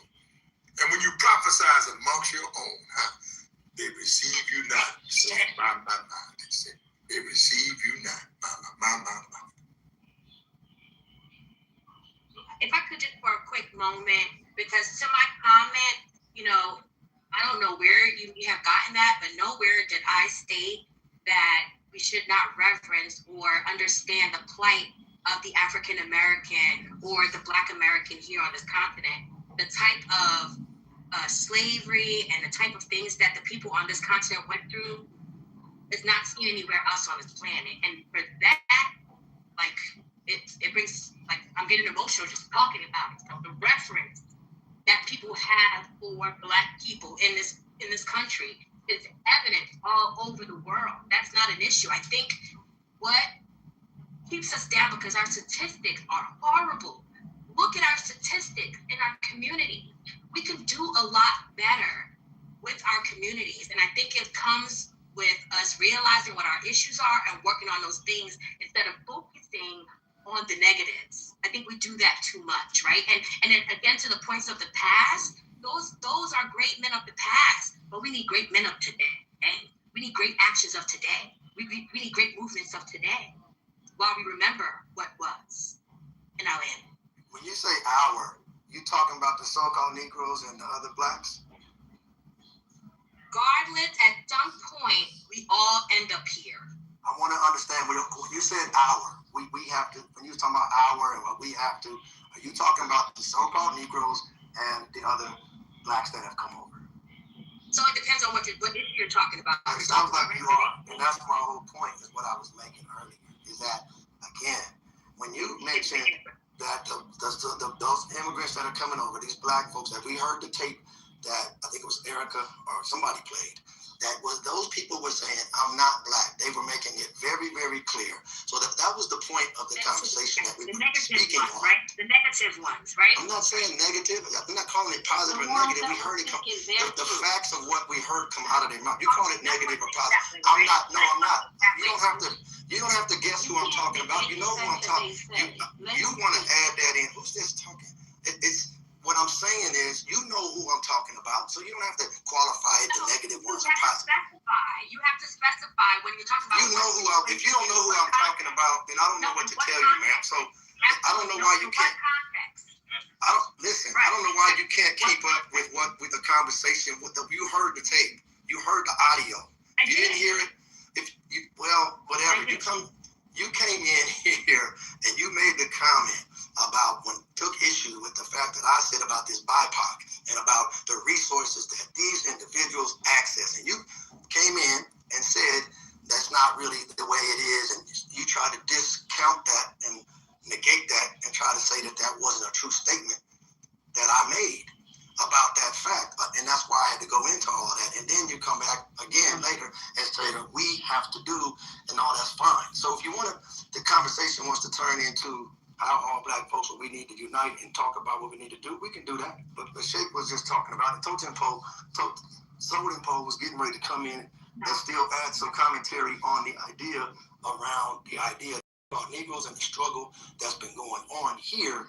And this idea that other people are differentiating themselves. These other black folks from around the world are differentiating us. And they reap benefits from doing that. Let's be crystal clear. If they reap more benefit by joining on with us, they would have did that. They would say that. They would jump into the whole. Are these? I'm not talking about a census, man. I'm not talking about a census. Where are these other black groups? So what are you saying? If I don't answer that question correctly, then then what I said is not true? If I don't answer your question and prove to you with some receipts, then you're telling me what I'm saying is not true? You have to listen and you have to respond. Can he finish first? Because he wasn't done and you jumped in. I wasn't done. You cut me off. Let him cut me off. Done cutting me off. I was the one talking. And then you jump in. You got to get your emotions under control. Because again, I asked you a simple question.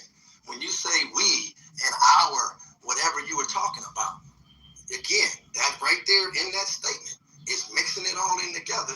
When Sheikh and we're talking about a very specific conversation that I said very clearly, if that's not where you're coming from, you have to have enough discipline in that moment to let that breathe and let those individuals that's commenting on that angle speak on it. Because the second you come in with our and what we got to do, then you are negating the reality of that conversation from happening. And it will always be met with, I'm trying to help you out. Because if I die today, it ain't going away. What I'm telling you about, it's going to be something you're going to continue to bump into.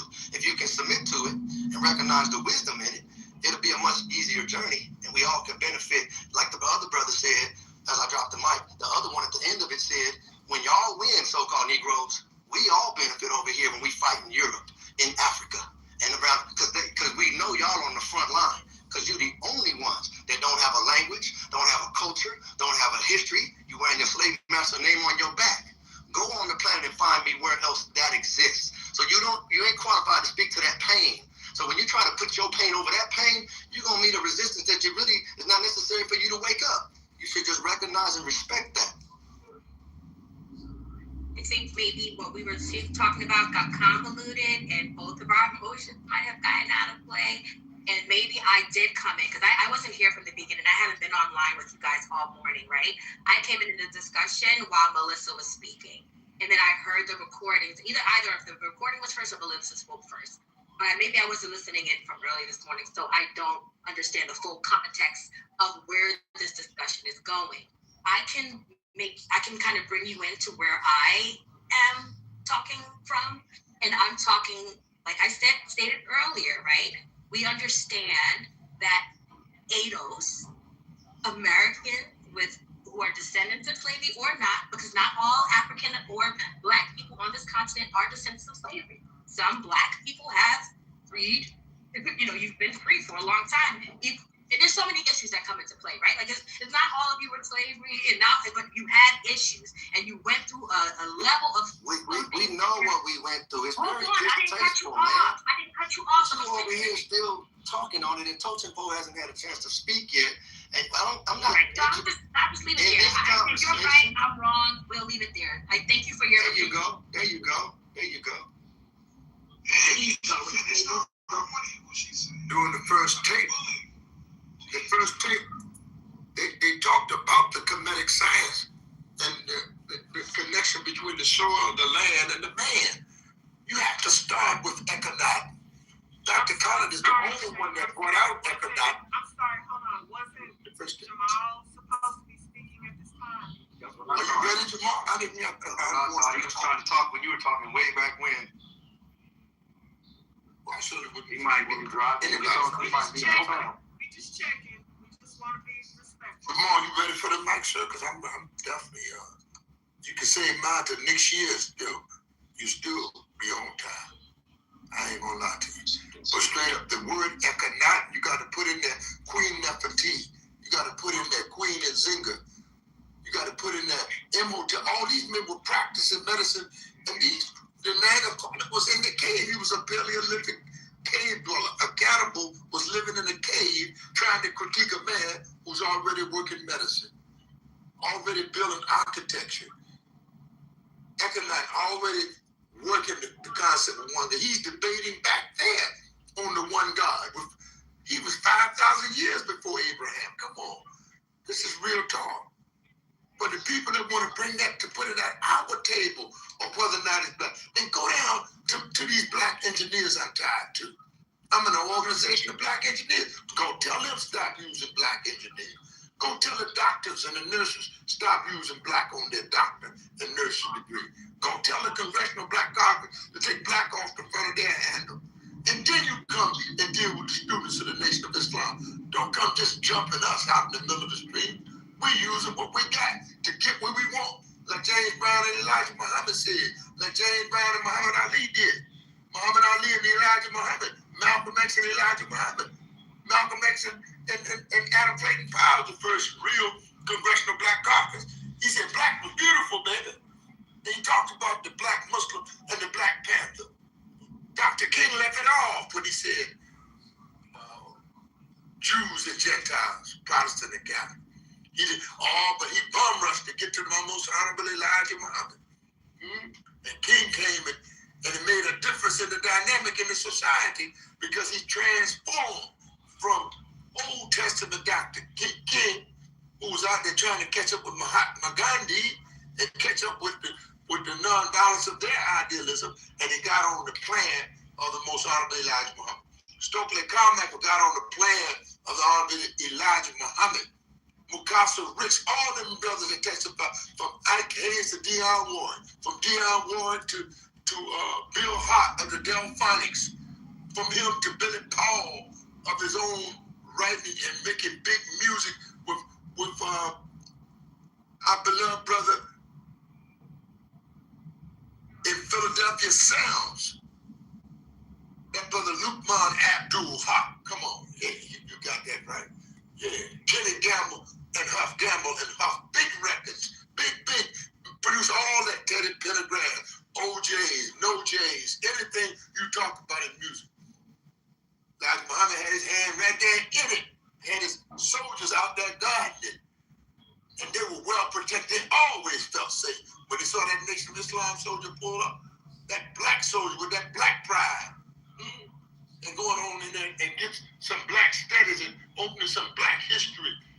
I don't care what you call it, but we were calling it black. And we had to use black until something else come through. But ain't nothing come through that as universal as black, because the black is Allah subhanahu wa ta'ala put in the Quran. Inna anzalnahu fi laylatil qadr. Laylatul qadr khayrun min alfi shahr. He said, put it in the blackness of your ignorance, in the blackness, in the absence of the sunlight. He brought light of knowledge as well as he brought light and brought the rain down from the skies. God said that. And touch a dead, dry earth and sprout some vegetation for your sustenance, black man and woman. That's some vegetation for your sustenance, and I'll land my plane on your farm. I'll land my plane on the facts, the undisputable facts, nothing but the truth and nothing but the truth, the raw, naked truth, the buck naked truth, and nothing but the truth will make you free. And goddamn it, we'd have freed a whole lot more. It's free. He was a damn slave, mama. That was great. You miss your call, mama. Erica, you funny. He said he was a chaplain. And historical black college. HBC, you want to go?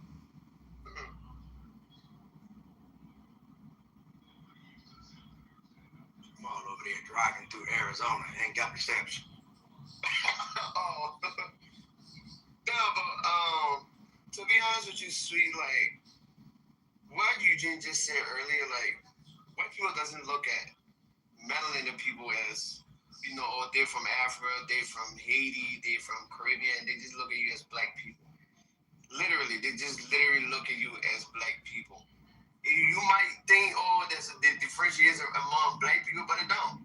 They definitely just look at your skin complexion and say you're a black person. You're a black person, regardless of where you come from. But I don't understand what is this narrative that, you know, they're trying to separate two black melanated people that, you know, there's their narrative online or on social media that they can't come together or they're not together.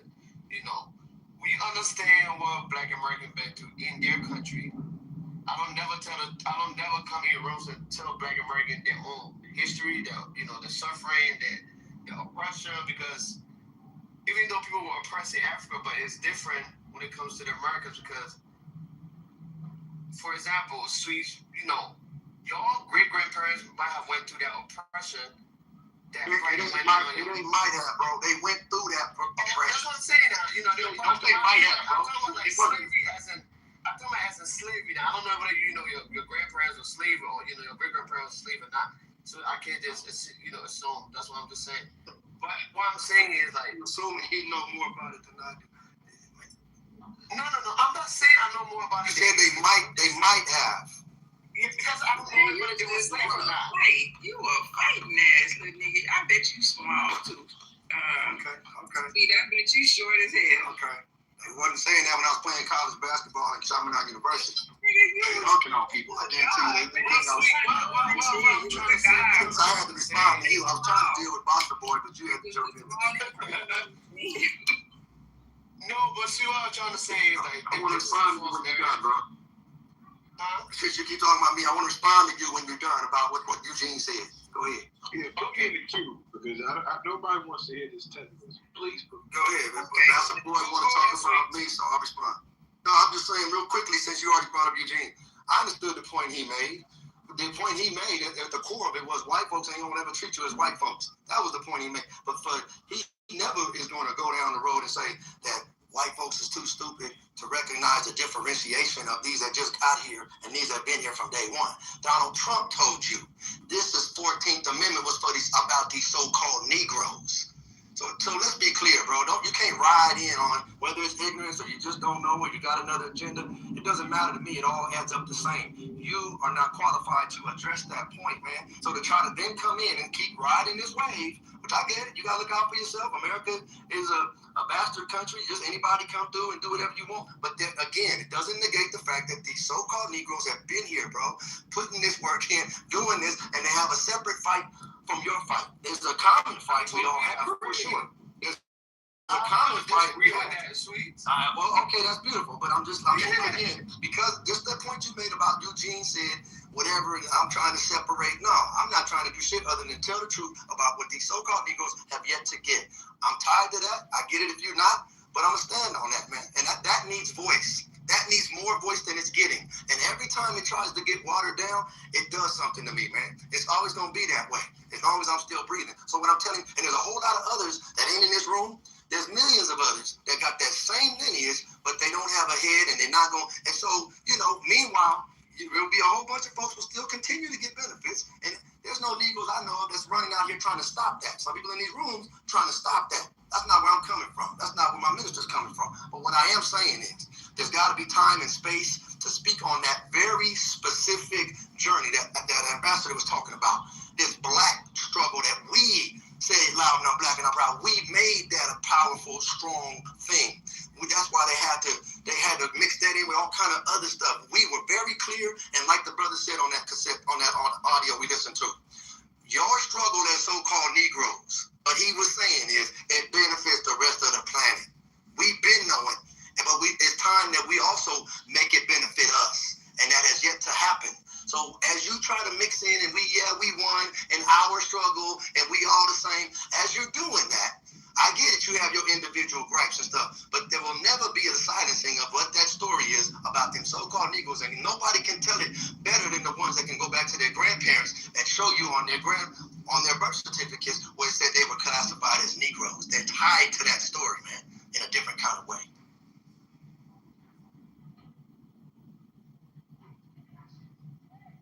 Yeah, civil rights,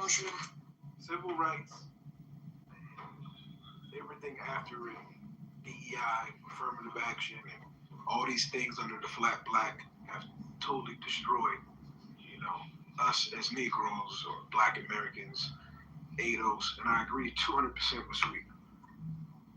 And this is the key point of it is, when we talk about flat black, what Bossa Boy was talking about, we already did that, we continue to do that, and we started it.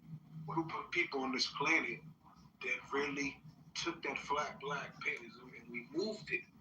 But now we see that for the beauty of that, y'all don't want to fight the same fight that we're fighting. All you want to do is, when there's a small victory in the larger battle, y'all just want to take your little coins and run off on the plug. And what we're just basically saying, we're tired of it. And we're not going to, continue on that road and page anymore. Now, there's a lot of, black folks around the world that believe in fighting the colonizers the correct thing, want to rock out with us. But the majority does not.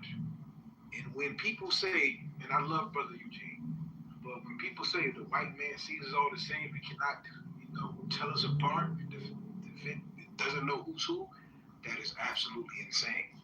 Because if that was the truth, then we wouldn't have these laws that we have. We wouldn't have this immigration problem that we have. We wouldn't have the separation of on the census as black Black American, etc. So that's not true.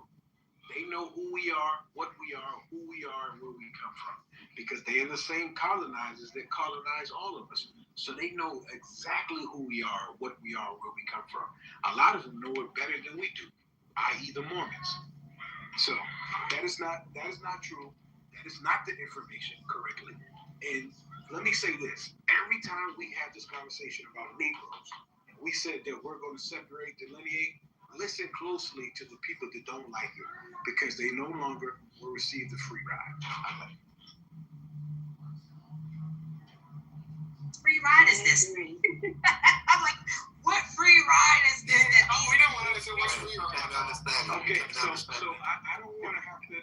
Right, those that don't know about the free ride mean they didn't get the free ride, and we can promote that. The free ride has been from 1960, right? So let me give you an example. Watch this. Since you don't know what the free ride, let me break it down to you. And this is not just for Black immigrants. This is for all immigrants in this country.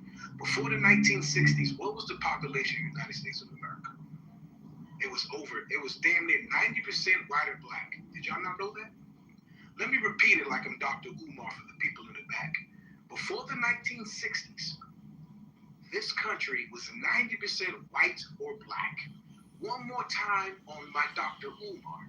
Before the 1960s, this country was 90% white, European, or Black.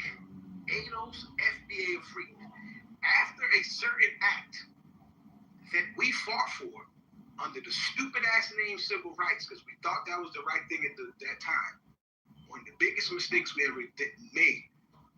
After that, the floodgates opened for all immigrants to come here, not just Black ones. So without that fight, without that act before the 1960s, none of you motherfuckers was going to come over here. And you would have to stay in your country and fight, just like we'll continue to do. That's the free ride. And since then, that we got to come here, so the same as all the Europeans. Can I please finish? And before that, now since that, affirmative action, DEI, and every other piece of legislation that was pushed after the Civil Rights Act, we're the dead last on that list to receive it. But I'm not mad at y'all. I'm glad y'all are doing it. I'm mad at us because we didn't stop it. Nah, you mad. We ain't mad. See, you want to make us mad. We're not that we mad. We just don't. We understand that sweet, but Mr. is mad. He's mad. We not mad. No, we're not mad. And the millions like him. You talked a lot, and you the millions. You're right. Because it's a topic about Negroes, and you're not gonna let me talk about Negroes. You're not gonna let me talk about the Negroes. I'm not gonna let you over You're not gonna let me. I'm not gonna let you do. I was off the mic. We're talking on something here, man. Oh, you're not gonna let me? Oh, let me get out your way like a good Negro and let you come in and teach us about. You could be a gentleman. Teach us about our story. Now it's a gentleman thing, right? I gotta be a polite figure. Because you don't know my background. You don't know who I am. You don't know where I come from. You don't know what my lineage is. So I know you ain't calling yourself a Negro. Are you calling yourself a Negro? You don't know. You don't know. You don't know. Let it straight then. Are you calling yourself a Negro? You keep cutting me off. I don't have to answer your question. Say what I wanted to say from the beginning. Be a gentleman. Jesus Christ, you cut everybody off. And I'm a queen. I'm not going to let you do that to me this time. I already humbled myself to you once. I'm not doing it twice. Now, the free ride that this gentleman talked about is us coming over here along with other Europeans and all other foreigners from all other places, right? These Black foreigners came over with all the other foreigners, but yet the Black foreigners still live in the degraded. I don't want to use any derogatory terms, but the Black amongst us. The only place you they live, they still do. That's the only place you was allowed to go. It was amongst us, and that's why we have open arms for you to go there. But I'm not finished, Mister. I let you finish your point, Mister. Can you be a gentleman again? We with this free cross against you. Mr. Gentleman, can I finish? I couldn't even hear what you were saying because I was still speaking. If we can give ourselves a moment. We're just interrupting just like that. But we received you with open arms in our communities, which you still live in to this day. Thank you. Negroes that came over from other countries still live within the same communities as you do, right? That means they have the same resources that you do. That means they get attacked the same way that you do. However, those European foreigners that came over, where do they assimilate into? So you see now where the fight is? You don't see it yet. You don't see it yet. Or you don't see it yet. You don't see it yet. Where do the Europeans that came over from the 1960 rights that they got in civil rights, where do they live and what resources do they have privy to versus the black foreigners that come over into this country? And now you guys want to talk about me specifically. You don't know my lineage. You don't know if I have some parts of me that are Caribbean, some parts of me that are ADOS, some parts of me that are white. You don't know. So stop speaking about things in absolutes and look at the community for what the demographic is. And yes, like I've been stating, we understand that there's a place where you need to draw a line because there's something there that needs to be rectified. There's something there that needs to be, I can't even find the right words. It's not even reparations. There's another term for it that what you guys should be getting on top of reparations because of the bullshit that you went through in this country. No one's going against that. What I'm saying is that the fight that happens within our community is done to all of us. All of our children are subjected to the same motherfucking things right now in today's world. That is not true, but it sounds like terrorism talk. How not? If you're going to disagree with my point, how not? Give me one example. It's not true. And I'll give you plenty of examples. It's good. We are not can you use your inside voice in our communities. Well, I'll give you an example right now. It's Minnesota. There's never been a time where Black Americans can go to any state and steal millions of dollars and have other people actually champagne. You know what the fuck? Donald Trump been doing this shit. What the fuck? The president is the fucking worst piece of shit of life. You know. You over here talk about transaction. The tethers are now triggered.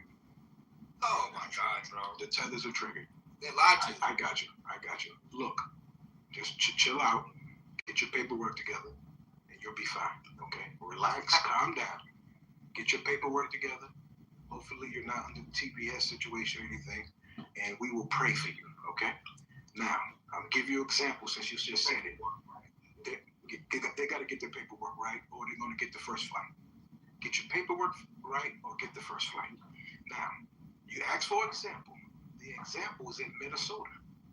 Where thousands and thousands of Somalians have came here and stole money, IDs, paperwork. They scammed the whole state, county, city. Don't see a lot of arrests. Don't see a lot of people going to prison. I don't see a lot of people persecuted. But let us Black Americans. Pedophile nigga, lying ass motherfucker down the front. I know. Once again, we want you to get your paperwork. He's supposed to be racist. He's lying. Hey, but you can't be just jumping off the mic. Jay, let him finish, okay? Go ahead. I want you to get your paperwork correct, brother. We wish you the best. I'm just call ice on your motherfucking ass and let them know you online like this. Gotcha. Brother Totopo, it's not worth going back and forth with the tethers. All right, we just pray for their paperwork. Now, like I said, the Somalian situation is a perfect example. What we're talking about, because we can't do that. Black Americans will be prosecuted the highest level if we tried any of that. It's not the same. And this is what I want you to, Brother James, I'm glad you. Okay, once again, please get your paperwork right. We're going to pray for you. We wish you the best. We hope you can stay in the country. We hope you can stay here amongst us. I'm going back home. We wanted you to come here. Mister, I want to respond to your point, Mister. Can you stay focused? I'm trying to let you stop interrupting. You keep interrupting because I know you're terrified to go back to your country. So the point I'm trying to make is that we have multiple examples of all immigrants in this country violating laws, federally, local, state, and not being prosecuted at all. They're actually being championed for what they're doing. Now, when we do that as Black Americans, ADOS, FBA, we are prosecuted to the highest level. We are prosecuted to levels that don't even seem possible. So once again, when you say that we're the same, we're treated the same, they cannot tell us who we are, you're wrong. Last point, when you watch the legacy media, right?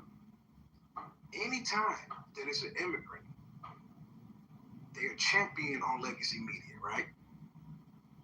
What happens when the legacy media does the separation? The white folks on legacy media. We know the answer. They're always Black Americans when it's something negative, and then they're Haitian or Trinidadian, Bayesian or Somali when it's something great. We have to stop with this misinformation. We have to.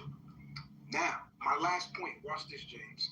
Since we are wrong with our, submission, what are the tethers doing to work with the Black Americans so we can fight the colonizer here and globally? You're doing nothing. Nothing. Zero. Zilch. You haven't done nothing ever. That's the point we're trying to make you understand. That we thought you coming here was going to fight together, but you never fought. You took your Happy Meal. This sell out. This Russell. Because you made one example. You landed? Okay, thank you for your submission. Now, you're talking about the Somali group that is in Minnesota. And now this is, from what I understand, I don't know the full story. Maybe you're more into it because you're maybe MAGA. Sounds like you are. You may know more about the Somali situation. But from what I understand from immigration, right, these people may have come over, filed for petitions for their families to come over, and they all ended up in this one area. They may have been there for 10, 20, maybe more years and worked themselves up into the administrative branches of the government of their towns and able to maneuver and do certain things that their white counterparts do and are not found out for and know the loopholes in order to get certain resources, and they're maybe being criminalized about it.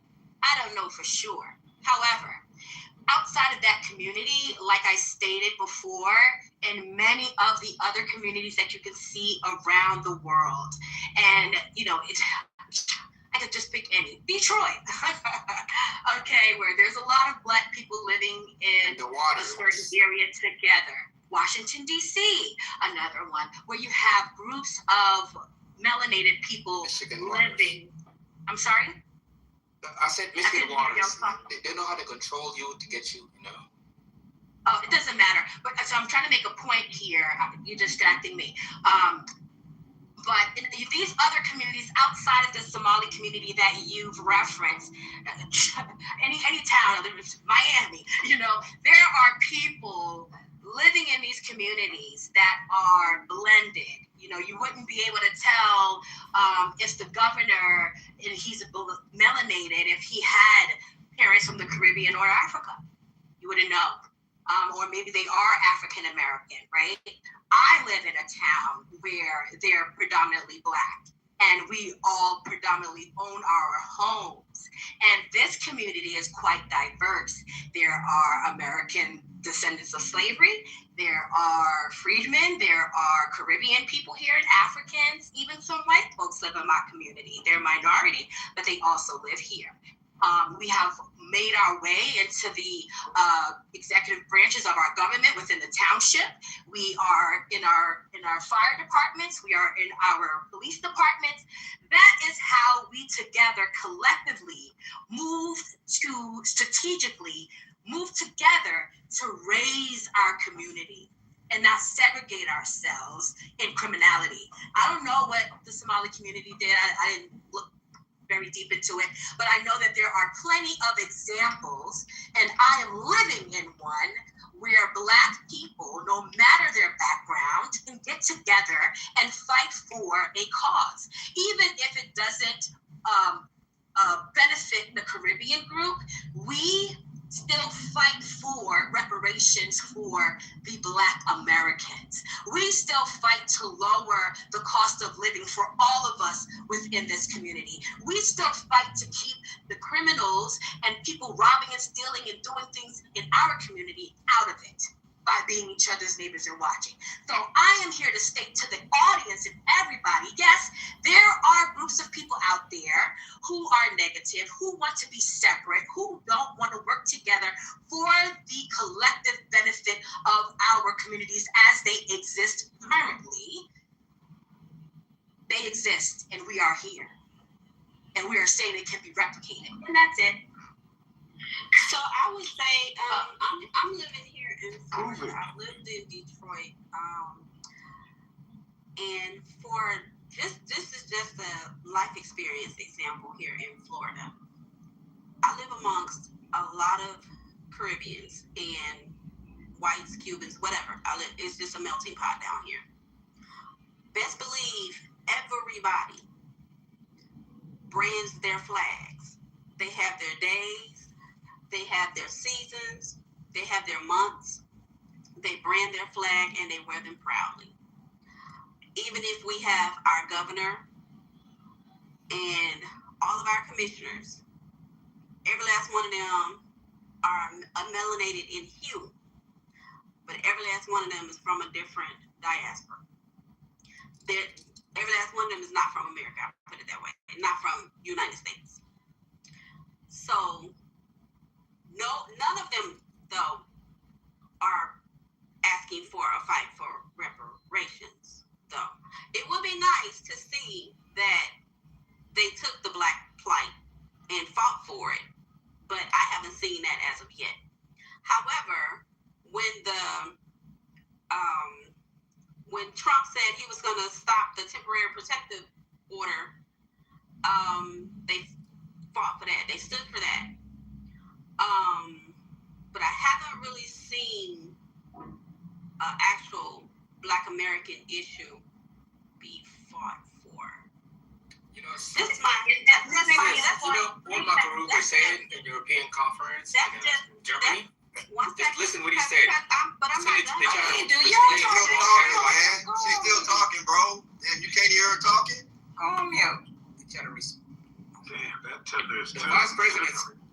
He's tethering at a high level. We just gotta pray for everybody that make sure his paper works together. Go ahead, Sister Luther. Mr. Wilson, when I tell you I love your commentary. So I just needed to say that part about just life experience for me.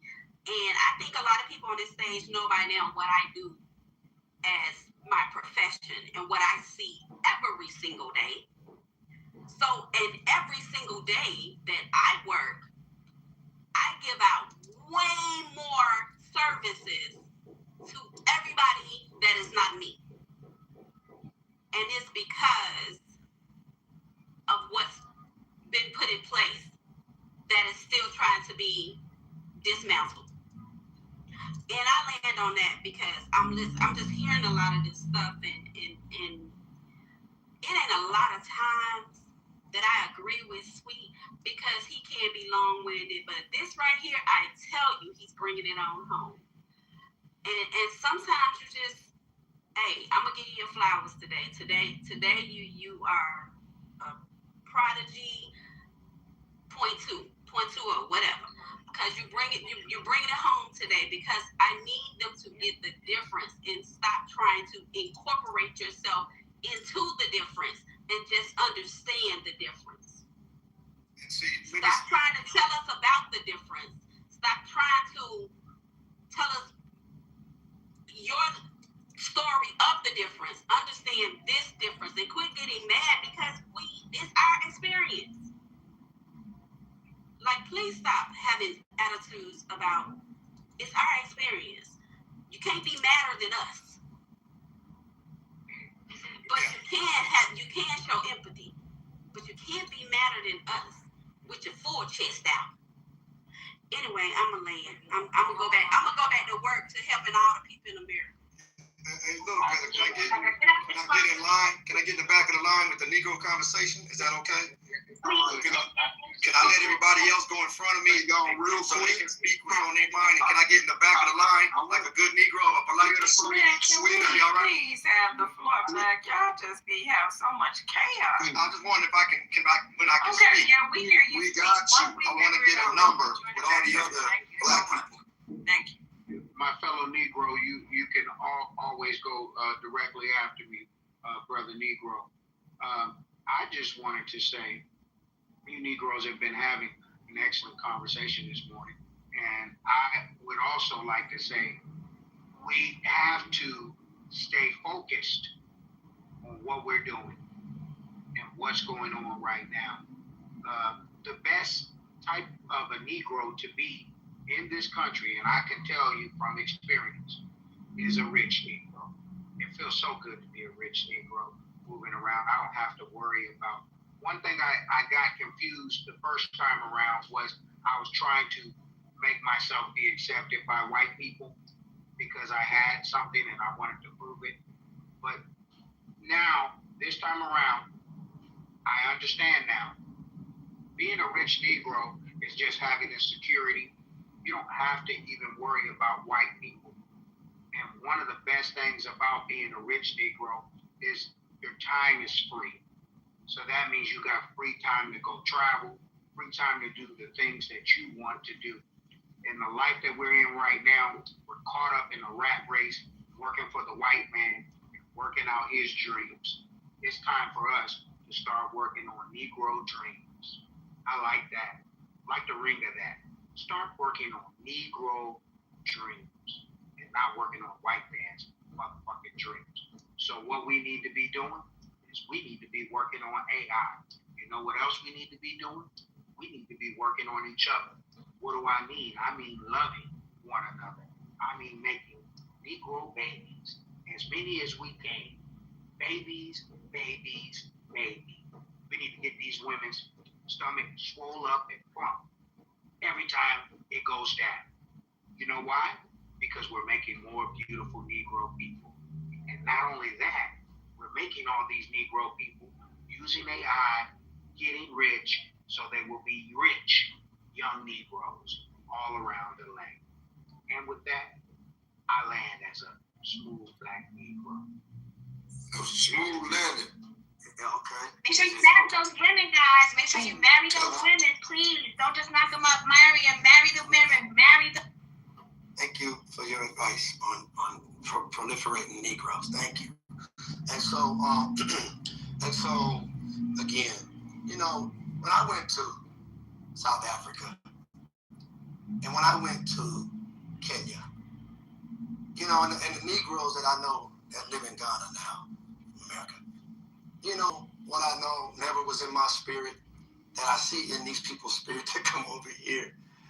Not once when I was in Ghana did I have a thought to start jumping in, knowing my struggle in America, knowing our people's struggle in America, little fella.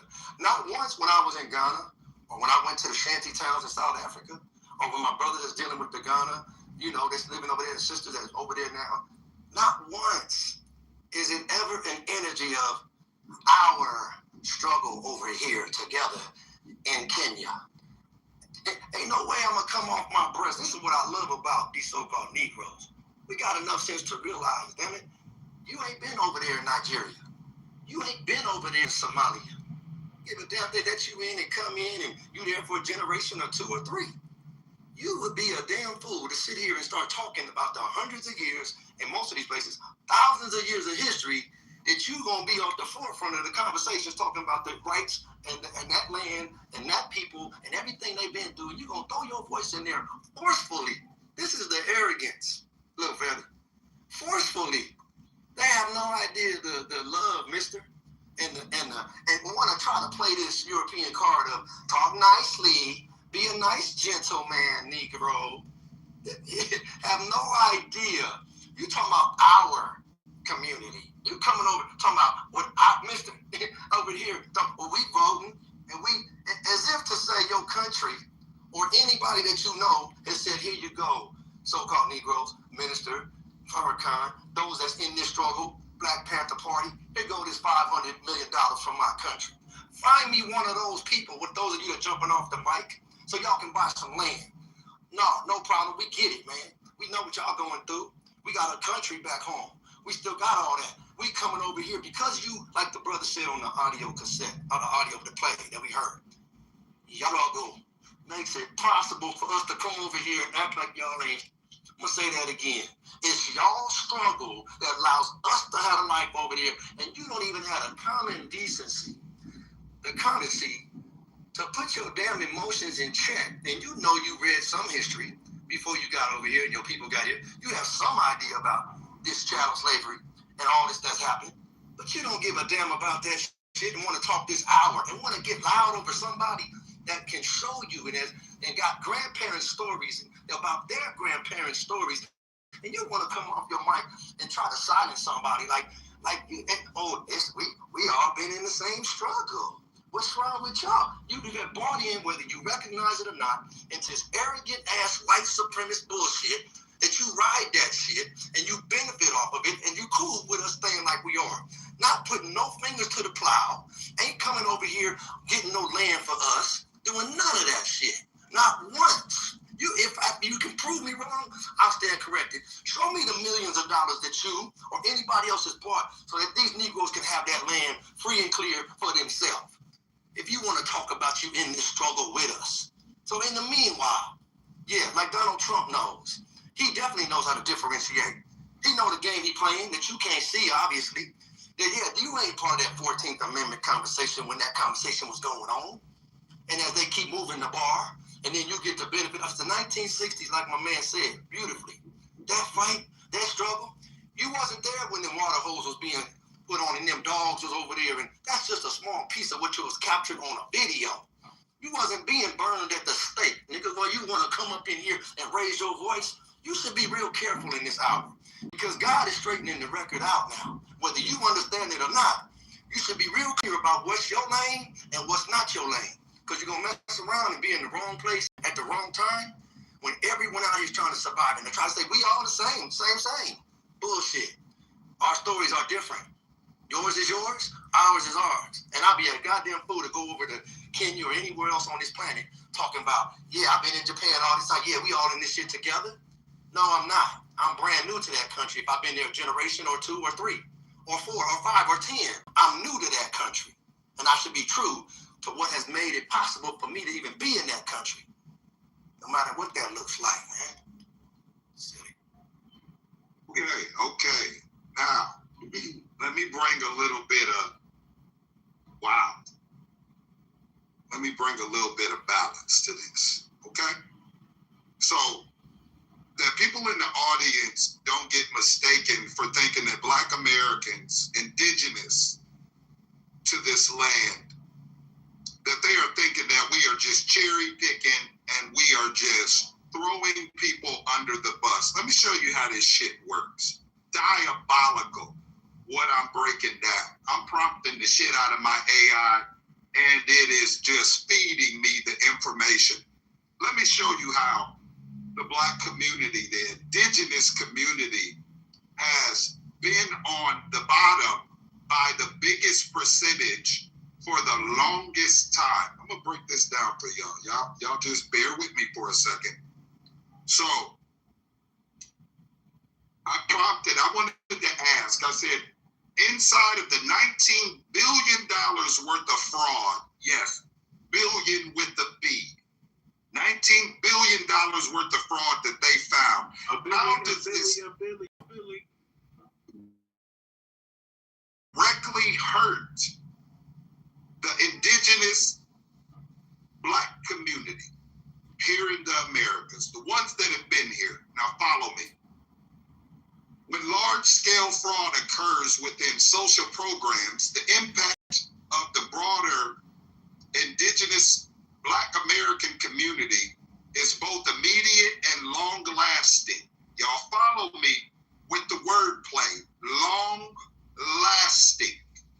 While the headlines focus on the lavish lifestyles of the defendants, the actual victims are often the low-income families who rely on these programs.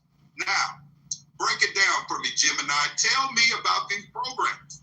Now, we've got one specifically that the Somalians targeted. And not just the Somalians, the Kenyans also. Throw the Nigerians in there too. Sorry, this is what the numbers are saying. This is not James King.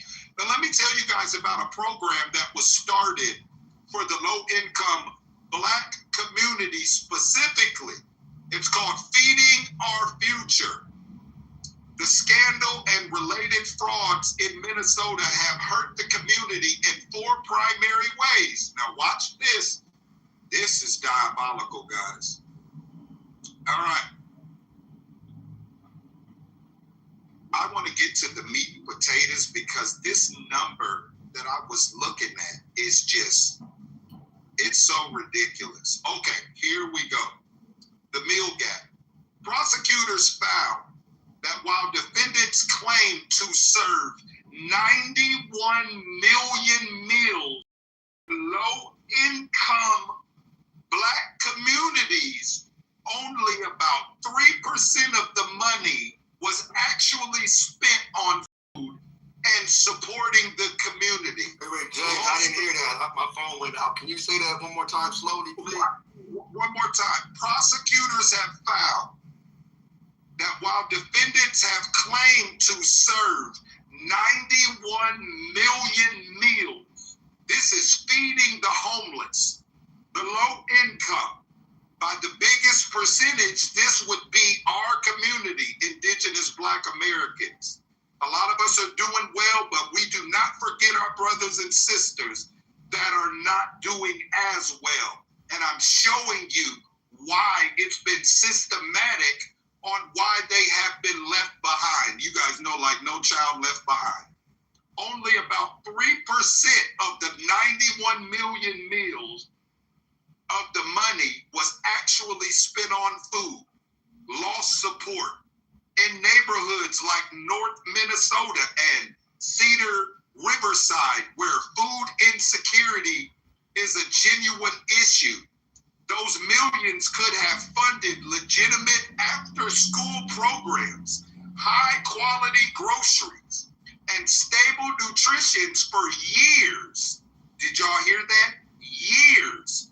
Instead, the money was funneled into luxury real estate in Kenya, Turkey, Somalia, and wealthy neighborhoods inside of the United States of America. I think y'all need to hear that again. I think you need to understand. Run it back. What is going on? I'm going to bring it back like the DJ. In neighborhoods like North Minnesota, Minneapolis, and Cedar Riverside, where food insecurity is a genuine issue.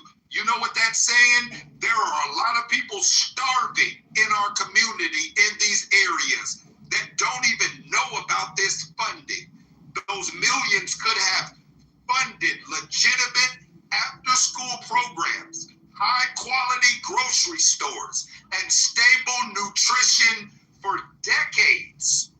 Instead, the money was funneled into luxury real estate in Kenya, Turkey, Somalia, and other U.S. neighborhoods. Now I'm going to stop right there because I think that my point has been made.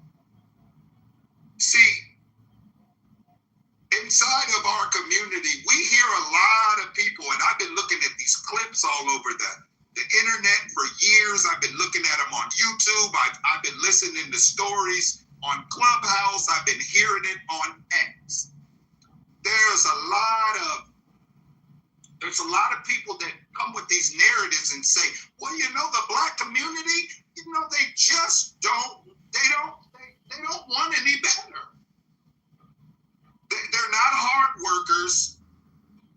And there are all these programs here in America for them. They just don't have the common sense to take advantage of these programs. All of those things are fallacies and they're lies. What has happened is money that was supposed to, decades, supposed to be funneled in your community because they're passing the laws off of the back and the struggle and your ancestors. They're passing the laws and the funding is coming in.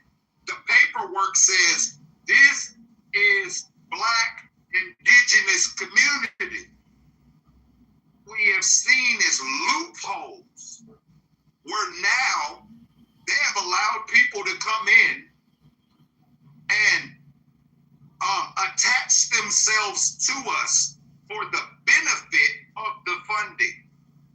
So now we are seeing you're not starting businesses. No one was working at these businesses in Minnesota. You guys are stealing. And then you're sending the money back. Hold on. You're sending the money back, not James King. Instead, that money was funneled into luxury real estate. Do you guys hear what I'm saying? Luxury real estate being sent back home. So you're setting up mansions. You come over to this country, you tell our people, and you tell the government, we can't live in our country.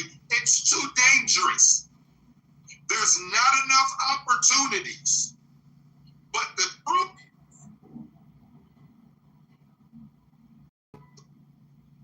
block that call. The truth is that if your country was so dangerous, you would be funneling this money back into American society. That is not what's happening. You're taking money that was meant for low-income people, and you're building super mansions inside of your country. You're building up your own communities back home. And you're driving past our projects. You're driving past Section 8 and hood neighborhoods. Screaming out, I got this. Yeah, and you're laughing at our people. And it is disrespectful. Now I'm getting, because I didn't get the full picture before, on what is happening inside of New York. What is happening inside of the South Side and the West Side of Chicago?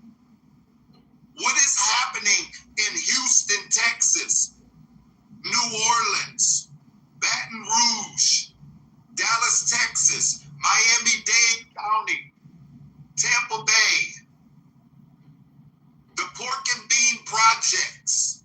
See, now I get it. Don't let me leave out California, Watts, Compton, South Central. Now I get it. The money's being taken in our name. It's supposed to be benefiting and helping these single black women or women with children, these single mothers, and these black men who have fell on hard times, and they're just trying to work their way back.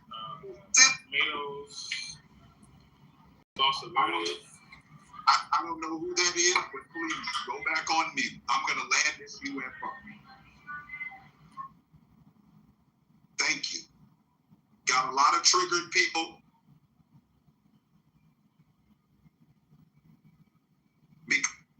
Fraud and a lot of stealing going on. I'm going to land on this. Mr. Wilson was correct. That if we pull the things that you guys are allowed to pull in this country, me and Mr. Wilson, our whole life will be ruined. You broke accounts. They will take me and Mr. Wilson, what we have worked for, certificates, degrees, they will hit us with fines.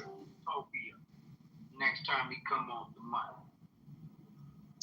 They will hit us with fines. Will systematically probably ruin the rest of our lives. What happens with you guys is you get to funnel this money back home. You get a slap on the wrist, and then taxpayers are paying for your tickets back home. Donald Trump is sending you back to the crib, but he's paying for it. See, if you're really for the black community, you would speak out against this unrighteousness. If you're really in support of what is happening here in America and how systematically we have been left to the bottom as a whole, you would champion our black men and women, and you would join in this fight. I didn't hear one Somalian or one Kenyan who was a part of that $19 billion scandal. $19 billion. I wonder what $19 billion could have done for our people. I wonder what it could have did for those children that go to school hungry in the morning. For the ones that are signing themselves up for programs like Friend Indeed. I wonder what it would have done for those men and women that are looking to start their own business, but they don't have a grant or can't get the funding for a grant because they have allowed you to siphon all of the money out and send it back home. If we did it to you, if I showed up in Kenya and I took advantage of the Kenyan community and 91 million, I said, you know what? I want to feed the Kenyans. I'm going to feed the children. And then what you found out was me and Mr. Wilson were funneling $91 million back into America and building luxury homes, skyrising businesses that only will help the black community and not your community. You guys would United Nations. Little Feather. Oh my God. They would to be brought up against all. Oh my God, Little Feather. They would burn our property down, and they might even kill us. And I couldn't blame them. So when you hear about our community up in arms, you should understand by what I just read why that is. I'll land on it. Just one thing. As you describe all of this, Gave them the money. Where did they get this money? Hold on, Sage. As he describes this, I just want to say this. A part of me asks myself, why haven't we been taking advantage of any of this and hitting licks? You know, because to be honest with you, and I'm going to be real honest with you, the only ones in this country that are trying to do things legally and the right way are black Negroes. I mean, nobody else, none of these white people, none of these Africans, nobody that is in this country is trying to be upstanding and right. Because we're the we know the consequences too. Jamal, we're the only people. Hold on, I'm gonna let you add on to that, bro. Don't add for nothing. Let him go. Jamal waited for like 2 hours. And my thing is this, and I'm gonna give it back to you, RJ, because I know you talking good sense, and Mister, and all of y'all talking good sense. But I just want you to understand, I'm fucking with some people right now, Serbia. These motherfuckers, or wherever they from, right? If they want to start a motherfucking LLC, because their MC number ain't good no more, they don't give a damn about that. They're not tied to no damn MC number or no LLC. You start another one, and you start it over. Who cares about bankruptcy? We sitting up here talking about Donald Trump having 7 bankruptcies. They don't give a fuck about that. I'll run it up. This is what they do. This is what these white motherfuckers do. This is what these thieves do. Run it up. We gotta open up our eyes. We really gotta open up our eyes and see what the fuck is going on. It's not up to us to be the moral police for these motherfuckers. It's not for us to get paid. We're not the moral police for the United States of America. You bend the law and don't break it. Bend it. What's that mean, Jamal? That means I'll run up $1 million in credit on ABC LLC. And then when that's gone, I'll start CDF LLC and run it up again. And then you know what I'll do? I'll start XYZ LLC and run it up again. You ain't lying. I don't give a fuck about this. They don't talk. Why are we trying to be so moral? It's time to use this goddamn AI and create as many fucking businesses as we can. It's time to create business. Stop working for these white motherfuckers. I learned anything I'm doing now is 1099. And you know what? I'm writing all that off and I'm not paying no goddamn tax. That's it. I made $150,000. I'm writing that shit off. I'm writing it off. You understand what I'm saying? You know why? Because they don't give a fuck, and that's what they doing. So why should we stand on the sideline with our hands in our pocket, watching everybody else take briefcases of money out of our country for mother child care? Why we ain't running our own child care shit? These motherfuckers are selling food stamps. We ain't gonna sell no food stamps no more. We ain't got our hands in no dough. We ain't got our hands in no type of business. Come on, man. Niggas gotta get off the sideline. I'll let. I'll open some Lyrian centers. Yeah, bro, you were saying, like, as far as us, like, being or attempting to be the most law-abiding citizens, I mean, the reality is we're the only people that came, you know, that's not far removed from a slave trade, right? And we have a constitution that created an amendment literally designed to put us back in slavery, right? They was talking about us. Like, who else would they be referring to during around the Constitution time? Scared money don't make money. No. Listen to what I'm saying, bro. Listen to what I'm saying. I'm not, first of all, Jamal, I agree with you. Jamal, I agree with you. Jamal, I agree with you. When you talk about that business shit, bro, I agree with you 100%. I'm not against that.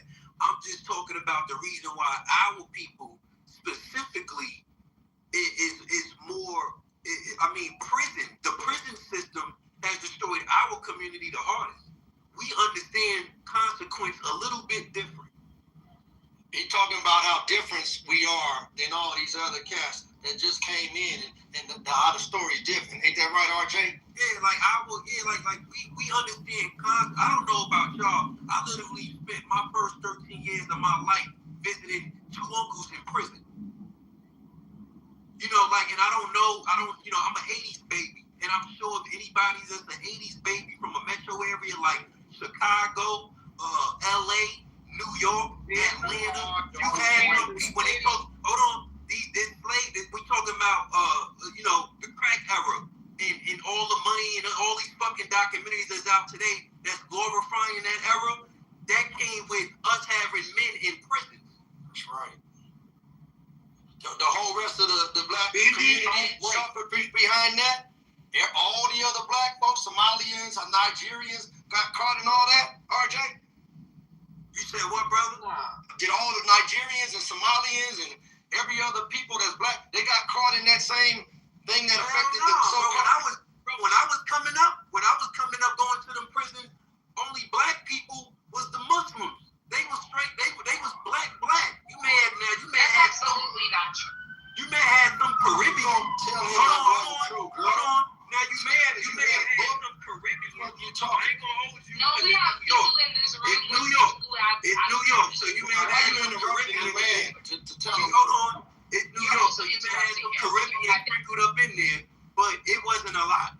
It was not a lot. No, hold on 1 second. We have sisters that understand the way these laws are working.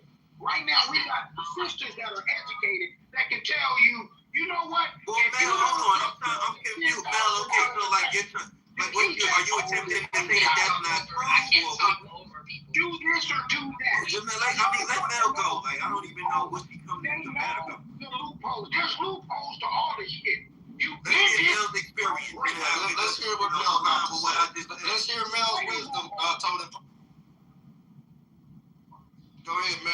RJ how he wrong. Go ahead.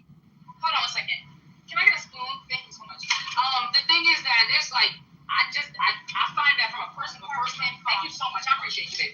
There's from a first-hand experience, right? Like, first of all, like, I just sat on the road and waited for the cops to get done with a young black man simply because I was fearful for his life and what situation he might have going on. I don't know where he's from, what culture he's from. He's not Asian. I don't think so. But that's the type of love that I expect from all black people. Secondly, in regards to MJ's point, right? The thing is that there's people in this room, dude, I'm not calling you, I'm married. There's people in this room who they're actual, I'm not going to say names because that's too much, but I know from firsthand experience who are of African descent, whose parents came here, they integrated society, and they went under the prison industrial complex for selling crack, selling all types of drugs.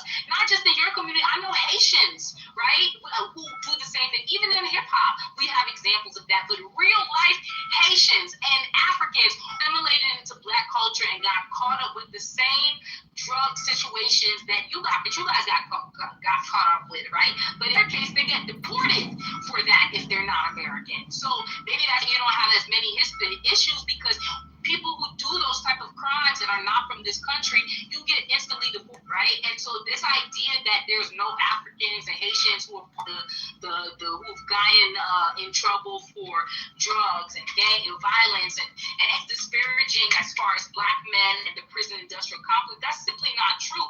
The numbers are not going to be high. Immigration for countries like Haiti, Jamaica, Africa didn't start until the 90s. It didn't really start until that point, right? So you have people coming in and then are assimilating. Their first generation is not going to be a full assimilation. It's second generation assimilation that you're seeing, right? And that's really the 90s and 2000s. And there's tons of people, and I don't want to go no names, but literally in this room with us every day who has that lived experience of being from another country and watching their siblings fall under the prison industrial, right? Okay, so I just don't think that's one entirely it, but you also have to keep into fact that black immigration didn't start until the 80s and 90s. Thank you. So, ma'am, hold on. She was responding to me.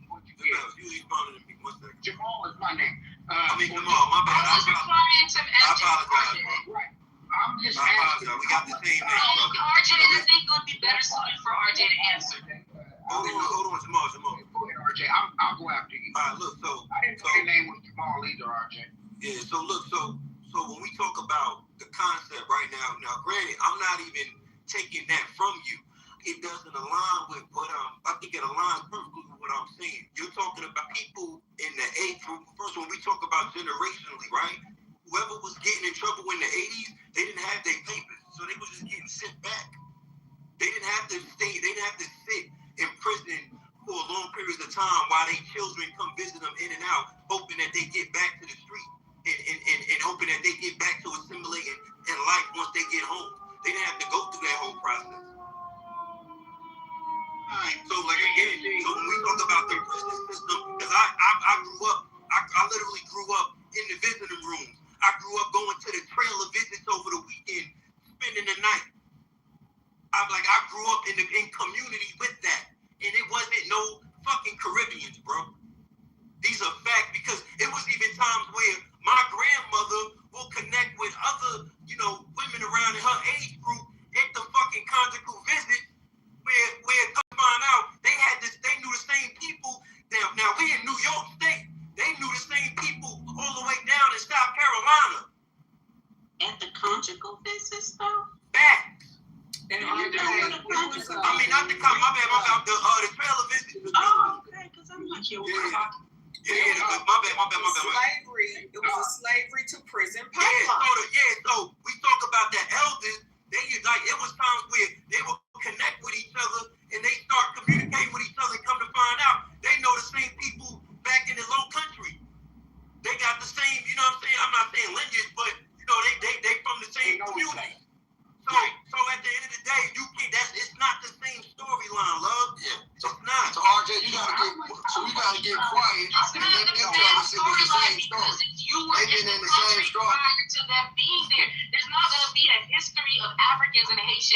in the criminal industrial complex prior to the 2000s and 90s because they didn't have the numbers. They weren't there. Exactly. So you're comparing apples to oranges.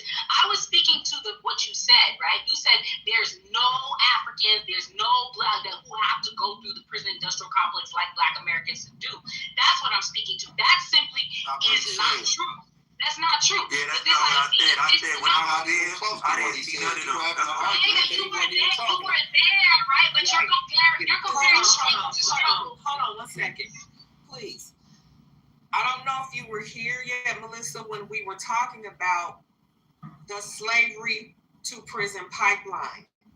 You know, James gave some very important information about financially how we have been impacted by the illegal immigrants coming here and the money and the spending and all of that. But we went back to the beginning of why it's different for us, like why we're not scamming and skimming and doing all this stuff is because of the knowledge and the awareness of going to fucking jail.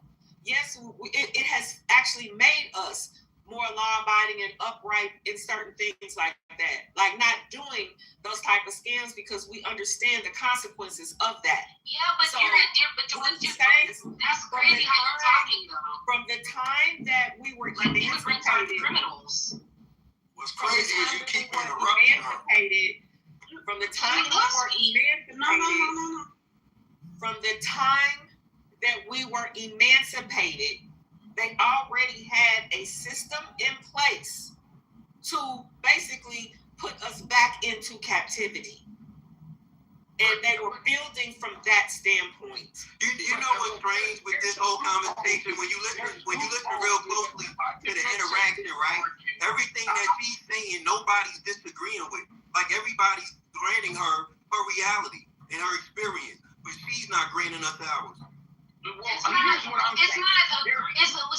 It's not agreeing with your reality. It's blanket statements, right? Like what Fifth just said is like, well, we don't partake in criminality because we're afraid of the prison. That's not statistically. That's not true. Melissa, we were not talking statistics at that time. Yeah, but this is the no. Don't get triggered by some shit that went on in a whole nother room or a whole nother conversation. That has nothing to do with us. Stop saying that. Has nothing. Whatever you heard in another conversation, no, because you don't have the right to come in our space and be triggered over some other shit. You don't have that right. You don't have to tell me what. You don't have the right to tell me what to do. You can't tell me shit. We don't want to deal with your extra shit. We don't want to deal with this trauma that you got from another conversation or Clubhouse. You don't have the right to tell me nothing. We don't want to deal with you from another room, man. This is ridiculous. All right, so we're gonna move along in the conversation, and we're not gonna backtrack. Whatever argument you have, it's over with now. We're moving on. No, because this disrespect. I like moving. You never let people. I don't like people that's asking for respect but don't get it. So I haven't disrespected anyone on the stage at this point, right? So please, don't disrespect me. Right? All right. Thank you. And just to be clear. Oh, shit, my bad. Go ahead, sis. I thought there was something else. I don't know. No, that's all right. And for the sake of the conversation to the room, yes, we are intellectual prodigies. And we have common sense to know that we all make statements that are sometimes blanket and generalizing. But you would have had to have been here from the very beginning of this build to understand where we were coming from and the point that was being made. To RJ's point, we are not negating anyone else's experience. We're not saying that we don't engage at all in criminal activity. The question was, when James did his report, why is it? Jamal mentioned, look, we're sick and tired of being these law-abiding citizens, not taking advantage of these scams and da-da-da-da. But here's why. RJ was telling us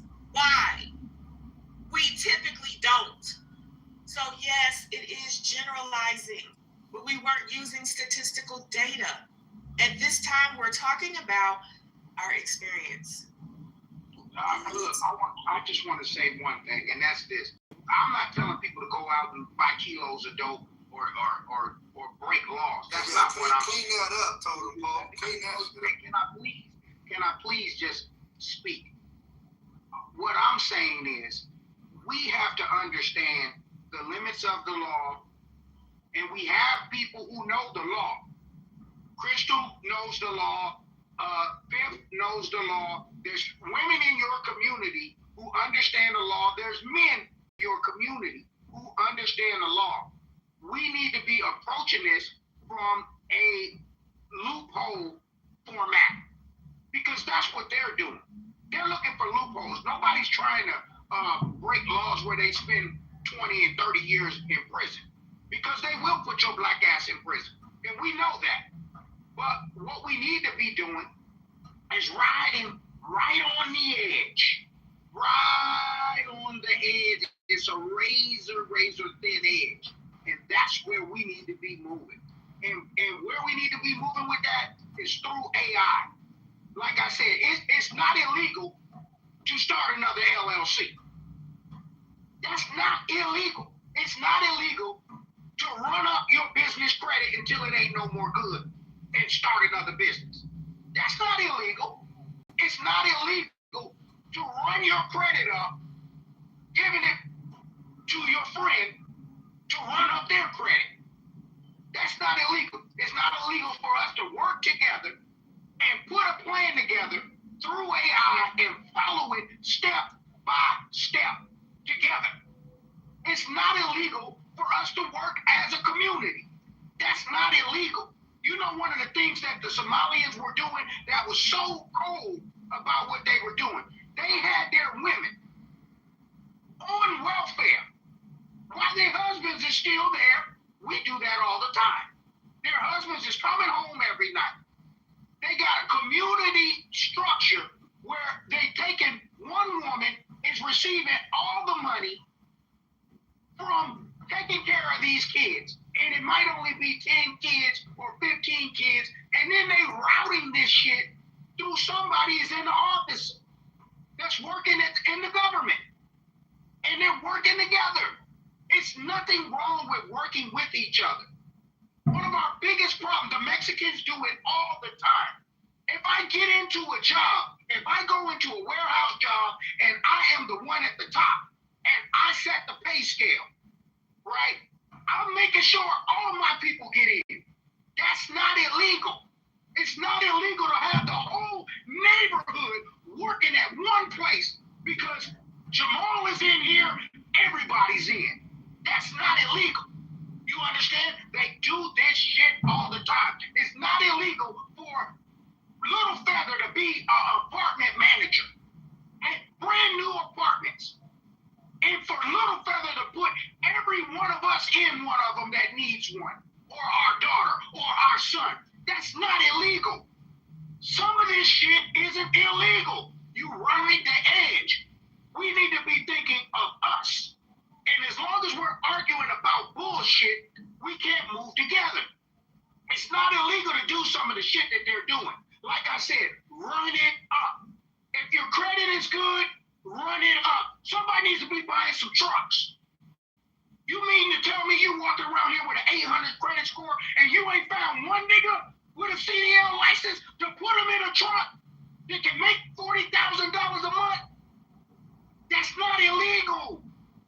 We gotta start working together. Shame on us for not working together. Sitting in this motherfucker complaining and crying all day, but we still ain't put together nothing to make money. And then my man says 1 in 1,000.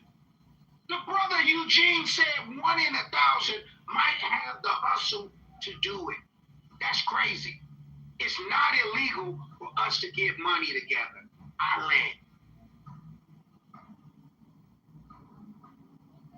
Well, thankfully, there's a whole lot of people that ain't in this room, black folks, so-called Negroes, doing a whole lot of business, got their credit right, doing a whole lot of good things, and it had to do with the fact of that this systematic reality of black folks, so-called Negroes, and they know who they are.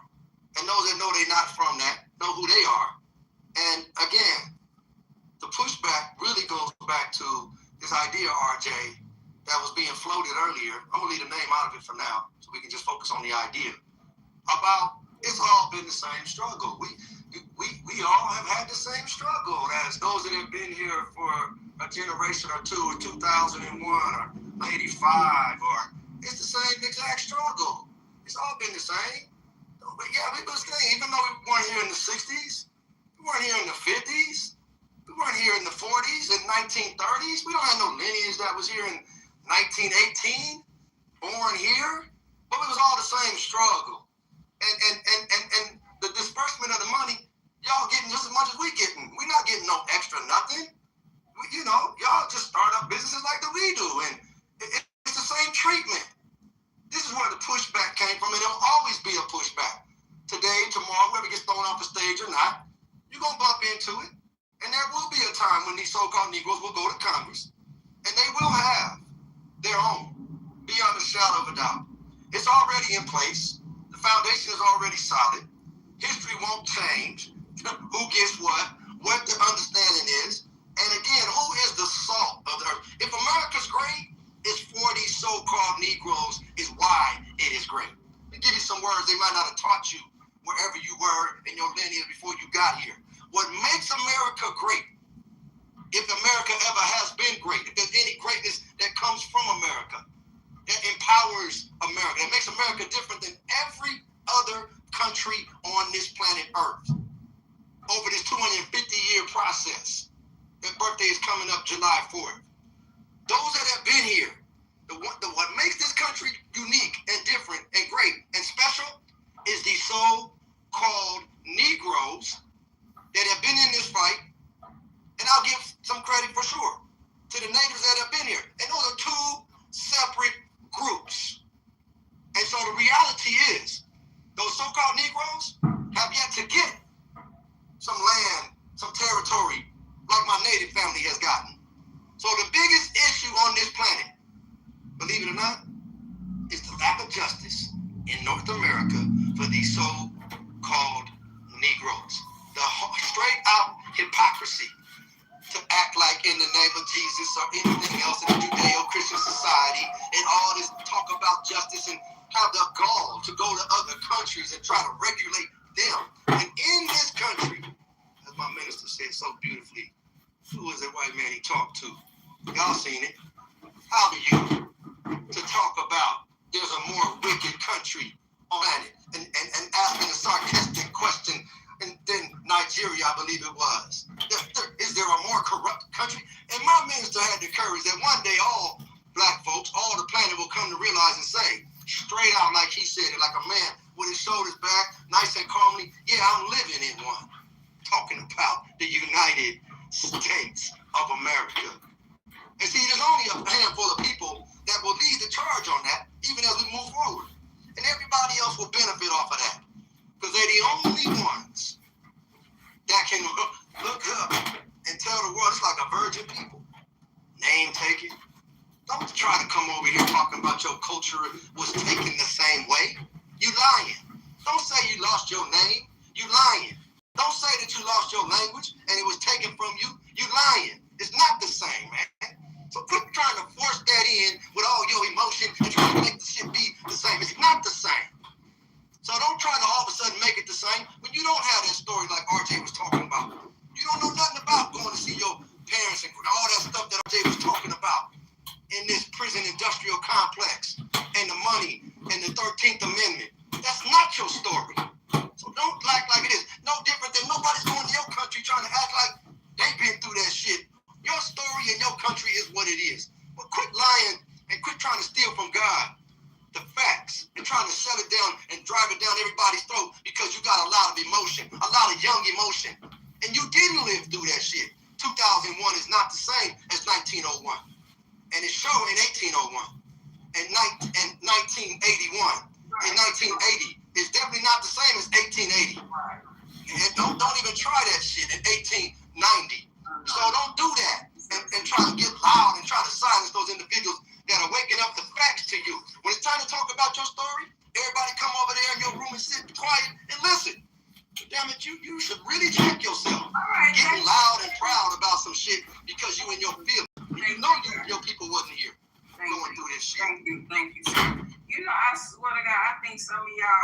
get the mic, it's a sound that come on, like dun dun dun, and the invisible podium.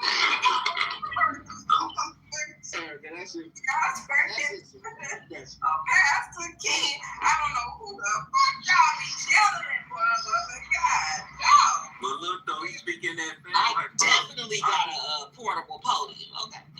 Hey, look, I remember, like, now, mind you, I was born 85, like, we talking like 96. Like, bro, I remember drug paraphernalia being on the fucking playground in the morning. that was a normal thing during that epidemic. Like, you tell me what black country had to deal with that? Kids waking up to drug paraphernalia scattered all on the playground repeatedly every single morning from fiends getting high from the night before. Like, what other people dealt with shit like that?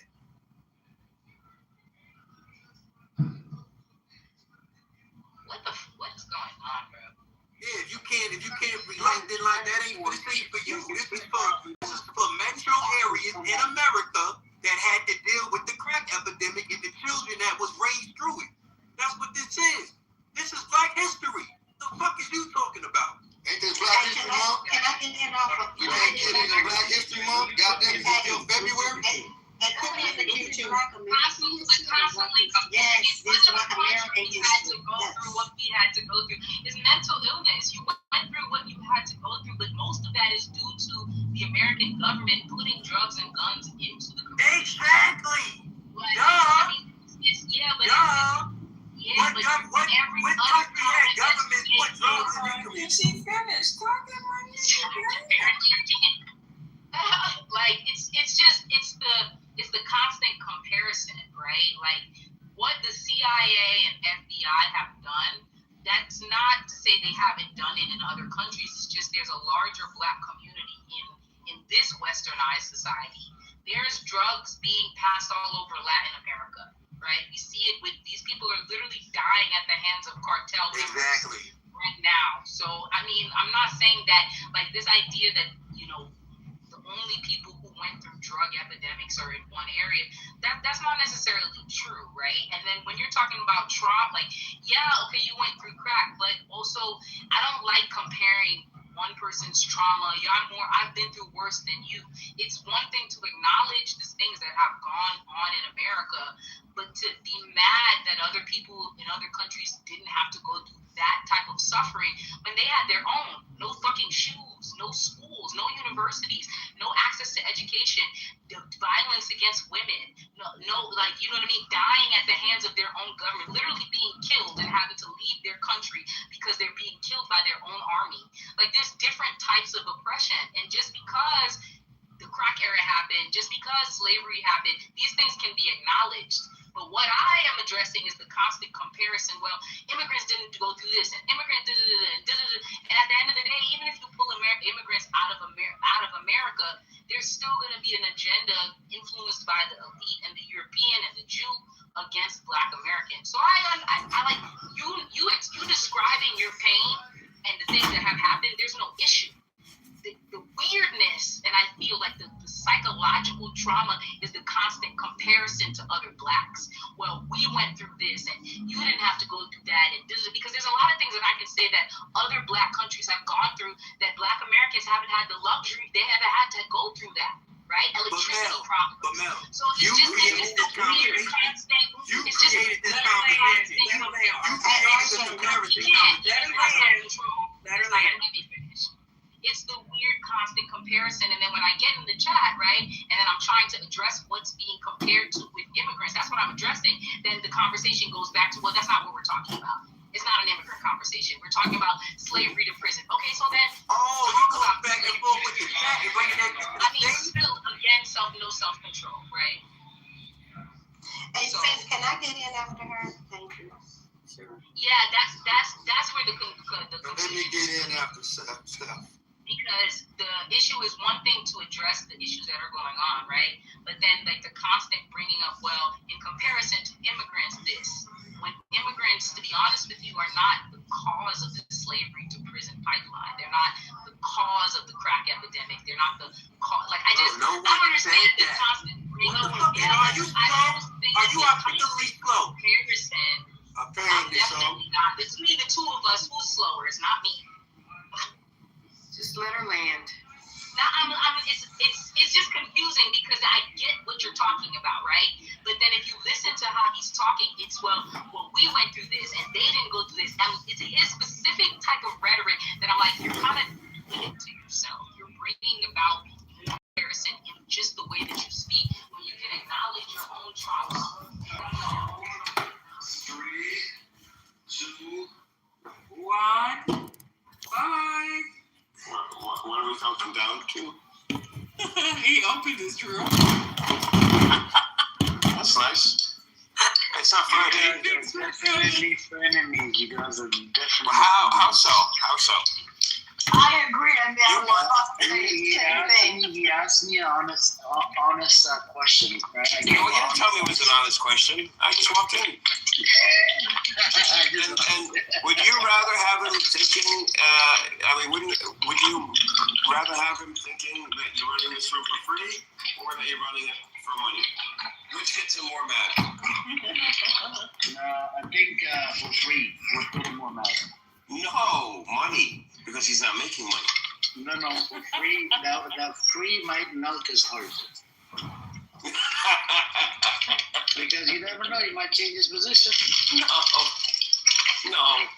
If a person like me can do it for free, then he's gonna think like twice. He's like, if he can do it for free and he has this position, why don't I look into it more? You never know. I told him Buttercup ran away thanks to Bibi that she left. Yeah. So let's see what happens.